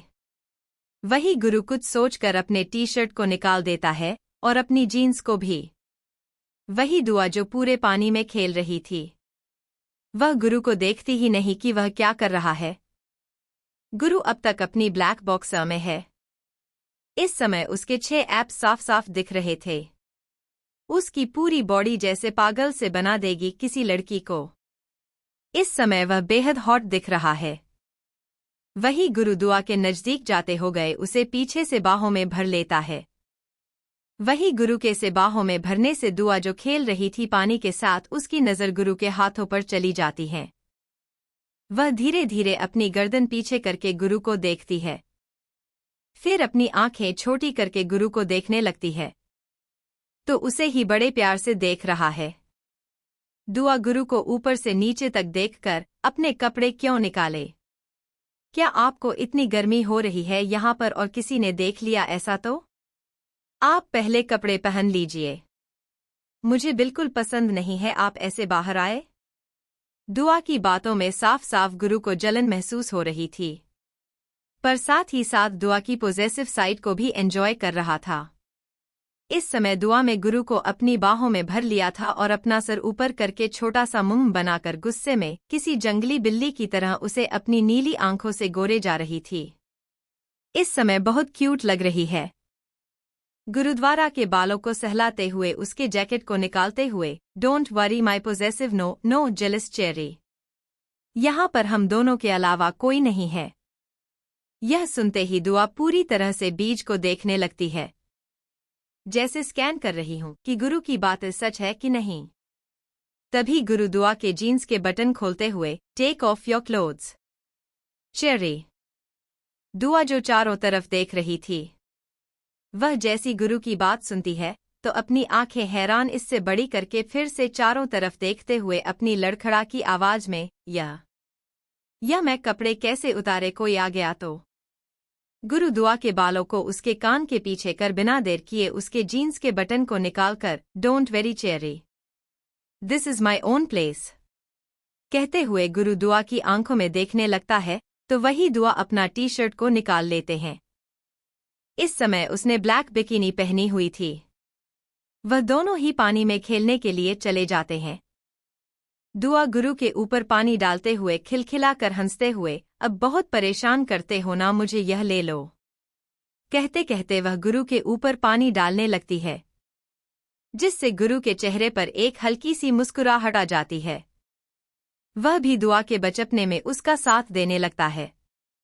दोनों ही एक दूसरे पर पानी डाल रहे थे, भाग रहे थे पानी में, दुआ भी रहे थे, पर तभी दुआ का पैर फिसलने वाला था कि गुरु उसे अपनी ओर खींच लेता है, जिससे दोनों की ही भीगे बदन एक दूसरे को छूने लगते हैं। इस समय वह दोनों पूरी तरह से पानी में भीग चुकी थी। दुआ के बाल उसके चेहरे पर चिपक रहे थे और उनमें से पानी उसके बालों से होकर उसके पूरे शरीर तक जा रहा था। दुआ भीगी हुई पलकों से गुरु को देख रही थी, तो वही गुरु की दुआ को देख रहा था। दोनों ही भीग चुके थे और कपड़े दोनों के ही अपने शरीर से चिपके हुए हैं। दोनों ही एक दूसरे की आंखों में देख रहे थे, जहां दुआ के दोनों हाथ गुरु के कंधे पर थे, तो वही गुरु के दोनों हाथ दुआ हिप पर मौजूद है। तभी गुरु दुआ के बालों को उसके चेहरे से पीछे करके खुद नीचे झुककर दुआ के लिप्स पर अपने लिप्स रखकर उसे सक करने लगता है, जिससे दुआ अपनी आंखें बंद करके गुरु के बालों में हाथ डालने लगती है। वही गुरु वैसे ही उसे बीच के किनारे पर ले जाकर उसे लेटा देता है। पानी उन दोनों के कमर तक आ रहा था और वह दोनों पूरी रात में लेटे हुए थे, जैसे दुआ नीचे और गुरु उसके ऊपर। इस समय गुरु ने अपनी टंग को दुआ के मुंह के अंदर स्लाइड कर दिया था। वो उसके पूरे मुंह को लिकिंग करने लगता है, जिससे दुआ की सांसें भारी होने लगती है। तभी गुरु उसके लिप्स को छोड़कर नीचे की ओर आने लगता है। वह उसकी गर्दन पर आकर वहां पर बाइट के साथ सक भी करने लगता है, जिससे उसकी गर्दन पर बाइट मार्क्स दिखने लगते हैं। वह पूरी तरह से लाल हो जाते हैं, जिसका मतलब साफ था कि गुरु की मूव बिल्कुल भी जेंटल नहीं है। तभी दुआ दर्द से कराते हुए, दिस इज स्पाइकी। गुरु दुआ के कान में अपनी गर्म सांसें छोड़ते हुए, आई लाइक इट चेरी कहते हुए अपनी टांग से दुआ के पूरे कान को लिकिंग करने लगता है, जिससे दुआ अपनी आंखें कस के बंद कर लेती है। गुरु कुछ सोचकर दुआ के कमर पर हाथ रखता है, फिर उससे अलग होते होंगे इसकी आंखों में देखने लगता है। गुरु दुआ की तरफ देखते हुए, टेक ऑफ योर कहते कहते हैं, वह दुआ के ब्लैक अंडरग्राउंड की तरफ देखने लगता है। दुआ उसकी आंखों को फॉलो करती है। दुआ अपनी आंखें हैरानी से भरी बड़ी करके, राइट इन हियर। गुरु दुआ आंखों में देखकर अपनी गर्दन को टेढ़ी करके, राइट हियर नाउ कहते कहते गुरु बड़ी अजीब तरह से दुआ की आंखों में देखने लगता है, जिससे दुआ गहरी सांस लेती है। वह जैसा गुरु कहता है वैसा वैसा करने लगती है, जैसे गुरु उसके माइंड को कंट्रोल कर रहा हो। गुरु धीरे धीरे दुआ की तरह कहा जाता है। इस समय दुआ ने अपने शरीर पर एक भी कपड़ा नहीं रखा हुआ था। गुरु भी अपने कपड़े निकाल देता है। इस समय दोनों ही रेत में थे और पानी उन्हें के ऊपर आ रहा था। कुछ ही देर बाद दुआ की आवाज से बीच पर सुनाई देती है। गुरु दुआ के अंदर एंटर हो चुका था और साथ ही साथ वह वाइल्ड भी हो रहा था, जिससे दुआ को तकलीफ हो रही थी। वह अपने हाथों में रहती को भर लेती है और अपनी आंखें कस के बंद कर लेती है। दुआ गहरी गहरी गहरी सांस लेते हुए जैसे तैसे अपने अपने गले से आवाज निकालकर, please slow, it is hard me, please don't. गुरु दुआ के लिप्स के नजदीक आकर अपनी गर्म सांसें से उसके चेहरे पर छोड़ते हमें अपनी गहरी आवाजें में बोला, इस it just look at me cherry. कुछ वक्त बाद में अच्छा लगेगा, यू जस्ट फील मी। कहते कहते कुछ देर बाद दुआ भी शांत हो जाते हैं। उसे भी अच्छा महसूस होने लगता है। करीब 1 घंटे बाद दुआ अपनी आंखें बंद कर लेती है। थकान की वजह से बंद करने के बाद गुरु से अपनी गोद में उठा लेता है। उसे उसने पहले ही कपड़े पहना दिए थे और क्लीन भी कर लिया था, जिसकी वजह से वह सीधा अपने प्राइवेट रूम की तरह बढ़ जाता है। रूम में आकर अच्छे से बेड पर लेटाकर खुद वॉशरूम की तरफ बढ़ जाता है। जब वह रूम में आता है तो उसका मोबाइल वाइब्रेट करने लगता है, तो वैसे ही अपने लोअर बॉडी पर टॉवल लपेटे रूम की बालकनी में चला जाता है, जहां से उसे बीज दिख रहा है। वह कॉल अटेंड करता है तो सामने से तरुण, भाई कैसे हो आप? गुरु गहरी सांस लेकर, छोटे काम क्या है? तरुण गुरु की बात सुनकर अपनी आंखें छोटी करके, मैं आपसे आपकी हाल चाल पूछ रहा हूं। आप तो सीधा काम से बात करते हो, कभी अपने भाई से अच्छे से बात कर लो। गुरु एक गहरी सांस लेकर सामने की तरफ देखते हुए अपने शांत आवाज में, अगर कुछ काम का नहीं है तो मैं कॉल कट कर देता हूं। मुझे तेरी बकवास सुनने में कोई इंटरेस्ट नहीं है। तरुण को पता था उसका भाई कैसा है, इसी वजह से वह बिना देर किए भाई एकांश भाभी के बारे में जानकारी निकल रहा है। कल उसको कॉलेज के बाहर देखा था और शायद कॉलेज के स्टूडेंट्स को कुछ पैसे देकर भाभी पर नजर रखने के लिए कह रहा है। क्या करना है उसका? तरुण की बात सुनकर गुरु के हाथों की मुठिया बन जाती है।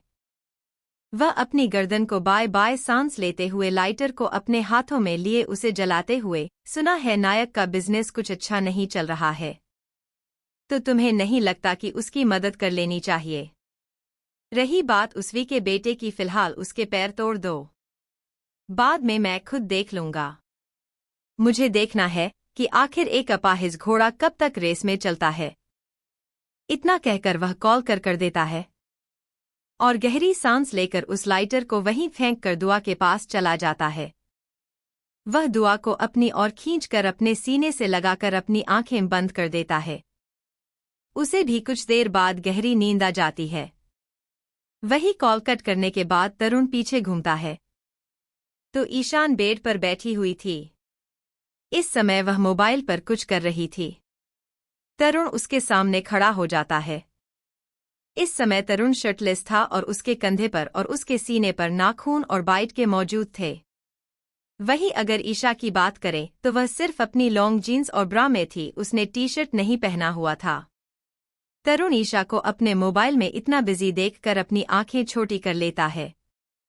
वह से बेड पर लेटाकर खुद उसके ऊपर आ जाता है, जिससे ईशा का हाथ का बैलेंस बिगड़ जाता है और उसका मोबाइल नीचे गिर जाता है, जिसे देखकर ईशा रोनी सी शक्ल बनाते हुए, तरुण ने क्या किया? यह सब अभी मेरा नया ही मोबाइल किया था वह, और तुमने तोड़ दिया। अब मैं क्या करूं? कहते कहते अपने मोबाइल को देखते हुए रोने लगी, क्योंकि तरुण ने उसे अपने उसके दोनों हाथों को पकड़ लिया था। तरुण एक सांस लेकर ईशा का चेहरा देखने लगता है। वह अपनी आंखें छोटी करके, तुम्हें क्या मैं गरीब लगता हूं जो तुम्हें एक मोबाइल खरीद कर नहीं दे सकता? इतना तो पैसा है मेरे पास कि तुम्हें ऐसे सो मोबाइल की जगह ऐसा एक मॉल बना कर दे दूंगा, जितने चाहिए उतने मोबाइल ले लो और तोड़ती जाओ।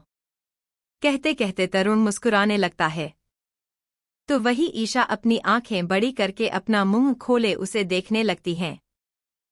फिर अपनी आंखें छोटी करके, मुझे पता है कि तुम कितने ज्यादा पैसे वाले हैं, पर हर चीज की भी एक वैल्यू होती है।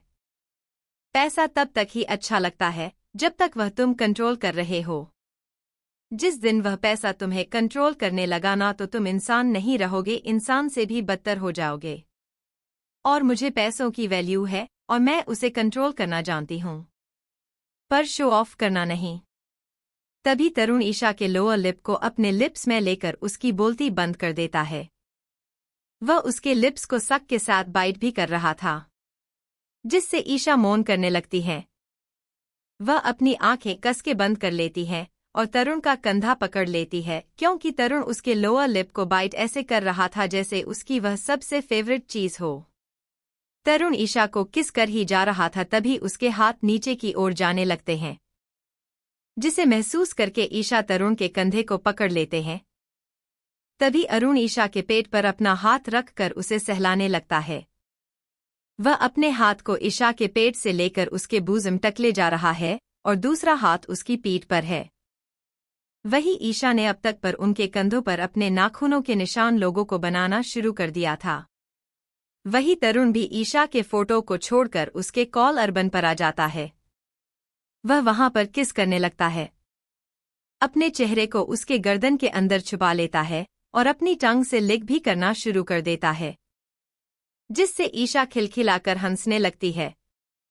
वह तरुण के बालों को पकड़कर उसके चेहरे को अपने चेहरे के नजदीक करके छोटे बच्चों की तरह मुंह बनाकर, तरुण क्या कर रहे हो, जो घर भी तो जाना है, छोड़ो मुझे जल्दी से। तरुण ईशा के लिप्स को अपनी टंग से लिकिंग करते हुए, जाओ ना, रोका किसने है?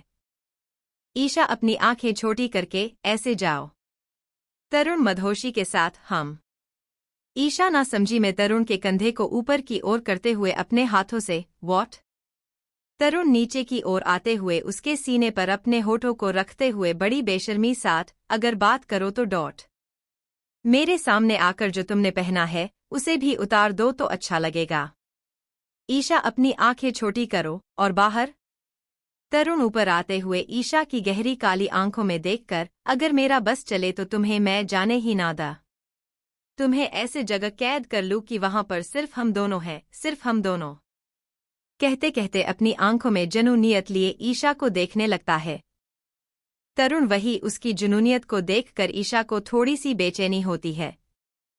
तरुण के ऐसे देखने से उसकी दिल की धड़कनें बढ़ने लगती हैं। तभी ईशा की एक आवाज आ जाती है, जिससे ही ईशा तरुण के कंधे पर मारते हुए, करूं क्या करते हो, छोड़ो मुझे। तरुण ईशा के कमर से अपना हाथ हटाकर उसके बालों पर अपना हाथ रखकर उसके बालों को पीछे लेकर उसकी आंखों में, किटी जल्दी से जल्दी खुद को शादी के लिए प्रिपेयर कर दो। वैसे भी अब भाई की शादी हो चुकी है और मैं और इंतजार नहीं कर सकता। इस पर ईशा तरुण को समझाते हुए, तरुण तुम समझ क्यों नहीं रहे हो, मुझे आगे पढ़ना भी है। इस पर तरुण ईशा के बालों को उसके कान के पीछे करके उसकी गर्दन पर अपना चेहरा छुपाए अपनी गर्म सांसें ईशा के कंधे पर छोड़ते हुए, तो शादी के बाद पढ़ लेना। वैसे भी गुड़िया भी वैसे ही कर रही है। गुरु भाई से शादी करने के बाद वह पढ़ने ही तो वाली है। ईशा तरुण के बालों को सहलाते हुए, तरुण ऐसी बात नहीं है। मुझे बस पापा को दिखाना है कि मैं अपने पैरों पर खड़ी हो सकती हूँ। तुम तो जानते हो पापा कैसे हैं। मुझे उनकी आंखों में खुद के लिए प्राउड फीलिंग देखनी है। ईशा इसके आगे कुछ कह पाते इससे पहले ही वह जोर से चीखने लगे क्योंकि तरुण ने उसकी गर्दन पर बाइट जो कर लिया था, जिससे ईशा के आंखों से आंसू आ जाते हैं। वही तरुण उसकी आंखों में देखते हुए अपनी ठंडी आवाज में, किटी एक बात याद रखना, चाहे तुम अपने बाप के सामने कुछ भी कर लो, वह कभी खुश नहीं होगा। उसके दिमाग पर तुम्हारी उस मां ने ऐसा जादू किया है कि तुम्हारा वह बाप जिसके लिए तुम कुछ भी करना चाहती हो, वह तुम्हारी खुशी से कोई प्राउड वाली फीलिंग नहीं, बल्कि उसे बुरा लगेगा कि क्यों उसकी बेटी ने यह हासिल नहीं किया जो कि तुम अब नहीं हो। पर तरुण की बातें सुनकर ईशा को रोना आ जाता है। कहीं ना कहीं उसकी बातें भी तो सच थी। आखिर उसके पापा कहाँ उसे प्यार करते हैं। वही तरुण भी गहरी सांस लेकर बेड पर बैठ जाता है और ईशा को अपनी ओर खींचकर उसे अपने ऊपर बैठा देता है और उसके चेहरे के अपने चेहरे के बेहद नजदीक करके उसके गालों को अपने दोनों हाथों में पकड़ लेता है। तो कहीं ईशा अपने आंसू भरी आंखों से तरुण को देखने लगते हैं। तरुण ईशा को ऐसे देखकर एक गहरी सांस लेता है। वह ईशा के बेहद नजदीक जाकर उन आंसुओं को लिक करने लगता है, जिससे ईशा शांत बैठ जाती है। वह कुछ ना बोलकर अपनी आंखें बंद कर लेते हैं, जिससे उसके सारे आंसू बाहर निकल जाते हैं और एक गहरी सांस लेकर तरुण की कमर पर अपने दोनों हाथ रख देती हैं। वही तरुण ईशा के बालों को सहलाते हुए उसके सर को अपने सीने पर रखकर बड़े प्यार से उसके सर पर अपने होंठ रखकर उसके बालों को सहलते हुए, किटी तुम्हारे ही आंसू मुझे बिल्कुल भी पसंद नहीं है, तुम जानती हो ना। और वैसे भी आशु के लिए बहने चाहिए जो इसकी वैल्यू रखें, उनके लिए नहीं जिन्हें जिन्हें तुम्हारे इन आंसुओं से खुशी मिले। इस पर ईशान कुछ नहीं कहती, वह तरुण के सीने पर अपना सर रखकर गहरी गहरी सांसें लेने लगती है। वही तरुण ईशा के टी शर्ट को देखता है, जो पूरी तरह से फट चुका था। वह कुछ सोचकर टेबल पर रखे अपने मोबाइल को अपने हाथों में लिए कुछ टाइप करने लगता है। करीब 15 मिनट के बाद होटल रूम पर दरवाजे पर कोई लॉक कर देता है। तो ईशा तरुण की तरफ देखती है। तरुण ईशा को बेड पर बैठाकर उस पर अपना शर्ट डालकर खुद दरवाजा खोलने के लिए चला जाता है। दरवाजा खुलता है तो सामने एक फीमेल मेड अपने हाथों में बैग कैरी किए खड़ी थी। वही वह फीमेल मेड तरुण को देखती है तो देखती ही रह जाती है, पर जैसे ही उसकी नज़र उसके सीने पर के नाखून और बाइट के निशानों पर चले जाती है, तो उसका चेहरा उदास हो जाता है। फिर भी अपने चेहरे पर मुस्कुराहट लिए तरुण को देखकर ही जा रहे थी। वही तरुण अपने बालों को एक हाथ से सहलाकर पीछे ईशा को देखता है, जो अपनी आंखें छोटी करके उसे ही देख रही थी। उसकी आंखों में गुस्सा साफ साफ दिख रहा था, साथ ही साथ जलन कुछ कम नहीं दिख रही थी। तभी तरुण के पर हल्की सी मुस्कुराहट आ जाती है। वह उस मेड के हाथों से वह बैग हाथ में लिए दरवाजा बंद कर देता है। वह जैसे ही पीछे मुड़ता है तो उसके मुंह पर कुछ तेजी से आ जाता है, जिससे वह अपना सर साइड में कर देता है। वह देखता है कि तकिया जो ईशा ने उस पर मारा था, वही ईशा उसके शर्ट को तरुण के मुंह पर मारते हुए उसके हाथों से बैग लेकर जलन भरी आवाज में, मुझसे ज्यादा तो तुम्हें इसकी जरूरत है, पहन लो नहीं तो एक है ऐसे लाखों यहाँ पर काम करती हैं, कहीं तुम्हें देखते देखते मर ही ना जाए। इतना कहकर ईशा जाने ही वाले थे कि तरुण वहीं बैठ पर बैठे बड़े आराम के साथ, लगता है फायर ब्रिगेड वालों को बुलाना पड़ेगा। आग बहुत तेजी से लगी है, कहीं जल ना जाऊं मैं। कहते कहते तो रूम मुस्कुराने लगता है। तो ईशा उसकी तरफ देखकर, हाँ बुलाओ, वैसे भी कहिए आप ज्वालामुखी ना बदल जाए, जिससे तुम पूरी तरह से जल ना जाओ। कहते हुए सजाने वाली थी कि तभी तरुण बड़े आशिका अंदाज में, अगर तुम जलाना चाहती हो तो मैं जल सकता हूं। क्या है ना, तुम्हारे जलन से ज्यादा मेरी अंदर आग बहुत ज्यादा है, उसे शांति नहीं मिल रही है। तो क्या कहती हो किटी, शुरू करें? आग बहुत सालों की है, जो तुम आधे में ही छोड़कर चली जाती हूं। इस पर ईशा वॉशरूम के दरवाजे पर खड़ी होकर, फक ऑफ। बढ़ रही है तो बढ़ जाने दो। तरुण अपने सीने पर हाथ रखकर सांस लेते हुए बड़े बेशर्मी के साथ, सोच लो, बुझाने तो तुम्हें ही पड़ेगी। तरुण की बेशर्म भरी बातें सुनकर ऐसा कुछ नहीं कहते उसके गाल पूरी तरह से लाल हो जाते हैं। वह सीधा वॉशरूम में चली जाती हैं। वही तरुण के चेहरे पर जो मुस्कुराहट ही गायब हो चुकी थी। वह अपने मोबाइल को निकालकर कुछ टाइप कर देता है और वही बेड पर लेट जाता है। दूसरी तरफ आइलैंड विला। गुरु और दुआ अभी भी सो रहे थे, तभी दुआ की नींद खुल जाती है। वह गुरु को सोते हुए देखते हैं तो अपने दोनों हाथों पर अपना चेहरा रखकर अपने नीली आंखें बड़ी बड़ी करके गुरु को गौर से देखने लगती है। दुआ गुरु के चेहरे को गौर से देखते हुए उसके आईब्रो को छूकर, इसके आईब्रो कितने अच्छे हैं ना, पर मेरे से क्यों नहीं है। ऊपर से इसके नोज, इसके लिप, सब कुछ परफेक्ट है। फिर भी चेहरे पर गुस्सा कभी कम नहीं होता है। पता नहीं क्या खाता है, लगता है मिर्ची या करेले खाता होगा, पर नाश्ता तो हमारे साथ ही करता है, फिर इतना गुस्सा कैसे इसकी यह अच्छी वाली नोज पर। कहते कहते दुआ जैसे ही गुरु के नोज को छूने वाली थी, वैसे ही दुआ का हाथ गुरु पकड़ लेता है, जिससे दुआ जल्दी से अपनी आंखें बंद कर लेती है और सोने की एक्टिंग करने लगती है। वही गुरु भी अपनी आंखें खोल देता है। वह दुआ को ऐसे देखकर अपनी गर्दन टेढ़ी कर लेता है और बड़े आराम के साथ दुआ को देखने लगता है। जब दुआ को लगता है कि गुरु शायद चला गया हूं, तो वह अपनी आंखें धीरे धीरे खोल देते, पर जब सामने गुरु की अम्ब आई को देखती है तो जल्दी से अपनी आंखें बंद करके दूसरी तरफ अपना चेहरा कर लेते हैं। तभी गुरु दुआ के कंधे को पकड़कर अपनी ओर खींच लेता है। वह उसके ऊपर आ जाता है, जिससे दुआ अपनी आंखें कस के बंद कर लेती हैं। तो गुरु उसके गालों पर अपना अंगूठा रखकर उसे रब करते हुए, चेरी। इस पर दुआ कुछ नहीं कहती, वह बस अपनी आंखें बंद कर लेती हैं। तभी गुरु चिल्लाते हुए, टाइगर। टाइगर का नाम सुनकर दुआ जल्दी से अपनी आंखें खोलकर चारों तरफ देखने लगती है। वह हैरानी से, कहाँ है, क्या है, मुझे नहीं दिख रहा है। गुरु दुआ की चेन को पकड़कर अपनी तरफ करते हुए उसके नीली आंखें ने देखकर, चेरी, तुम्हारे सामने इतना बड़ा और खूंखार टाइगर है। दुआ इस पर अपनी आंखें छोटी कर लेती है, फिर अपने दोनों हाथ गुरु के कंधे पर रखकर अपनी बाहों की माला बनाकर बड़ी सी मुस्कुराहट लिए, मेरा टाइगर तो खूंखार नहीं बल्कि बहुत प्यारा है। वह किसी को कुछ नहीं करेगा। वह तो बहुत बहुत बहुत बड़ा वाला प्यारा है। दुआ की बात पर गुरु कुछ नहीं कहता, वह बस दुआ की नीली आंखों में देखने लगता है।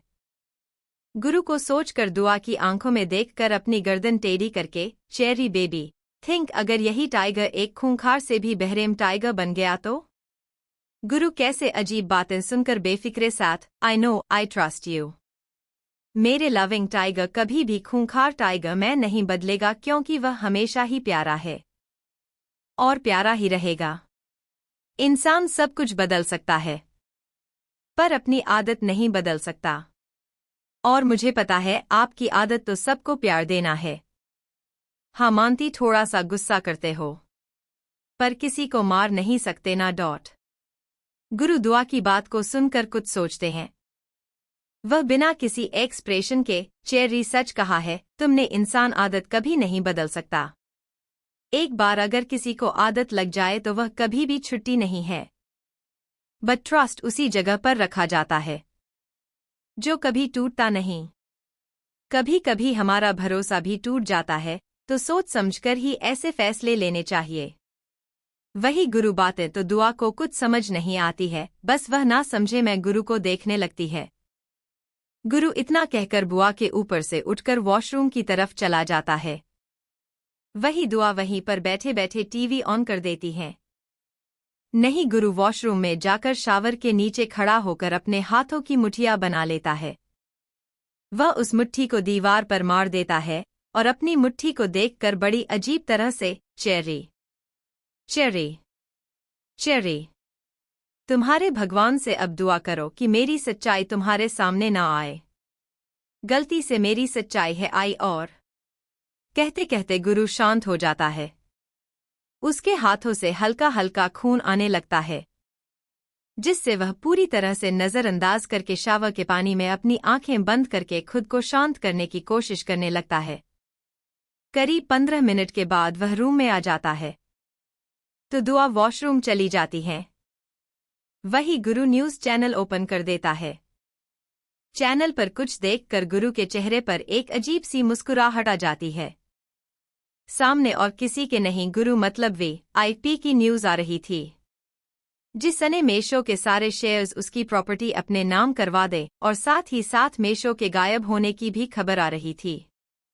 तभी दुआ वॉशरूम से बाहर आकर न्यूज को देखते हुए अपनी आंखें बड़ी बड़ी करके, यह शख्स आज भी जिंदा है। मुझे लगा यह कब का मर गया होगा।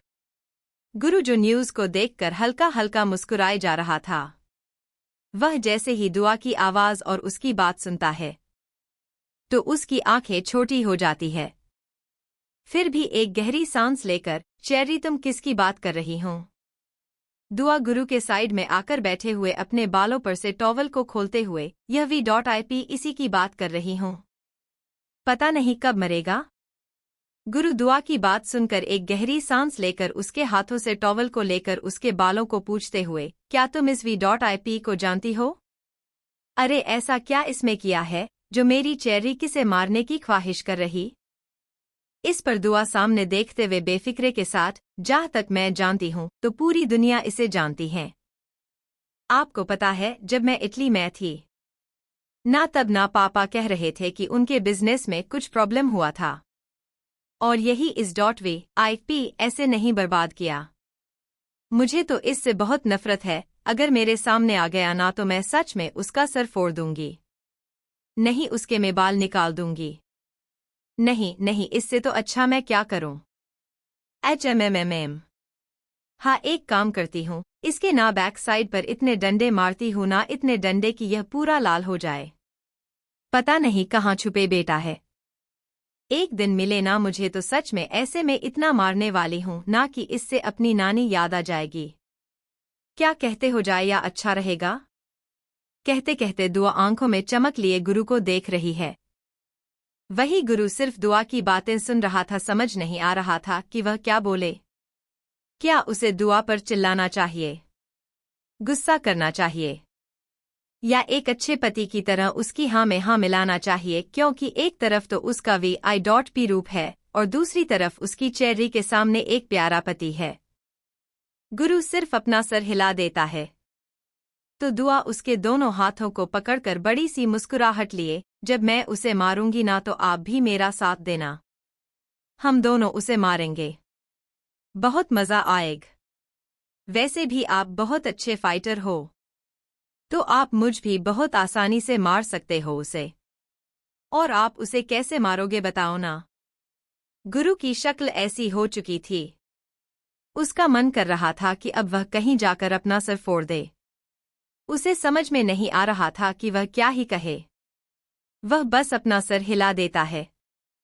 तो दुआ छोटे बच्चों की तरह मुंह बनाकर, आप ऐसे अपना सर क्यों हिला रहे हैं? क्या आपको यह पसंद है क्या? इस पर गुरु एक गहरी सांस लेकर दुआ की तरफ देखकर शांत आवाज ने, मुझे पता ही नहीं मैं क्या करूं।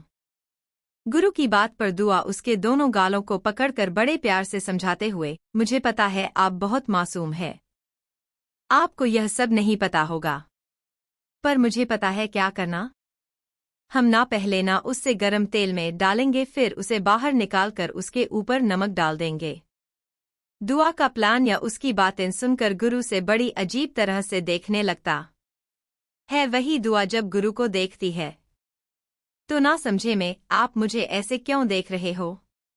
गुरु दुआ को बड़ी अजीब तरह से देखते हुए, गरम तेल में डालने के बाद उस पर नमक कौन डालता है? क्या उसे खाना है चेरी? दुआ अपनी आंखें बड़ी बड़ी करके अपना सरना में हिलाते हुए, उसे खाना नहीं है। आप ऐसे क्यों बात कर रहे हो?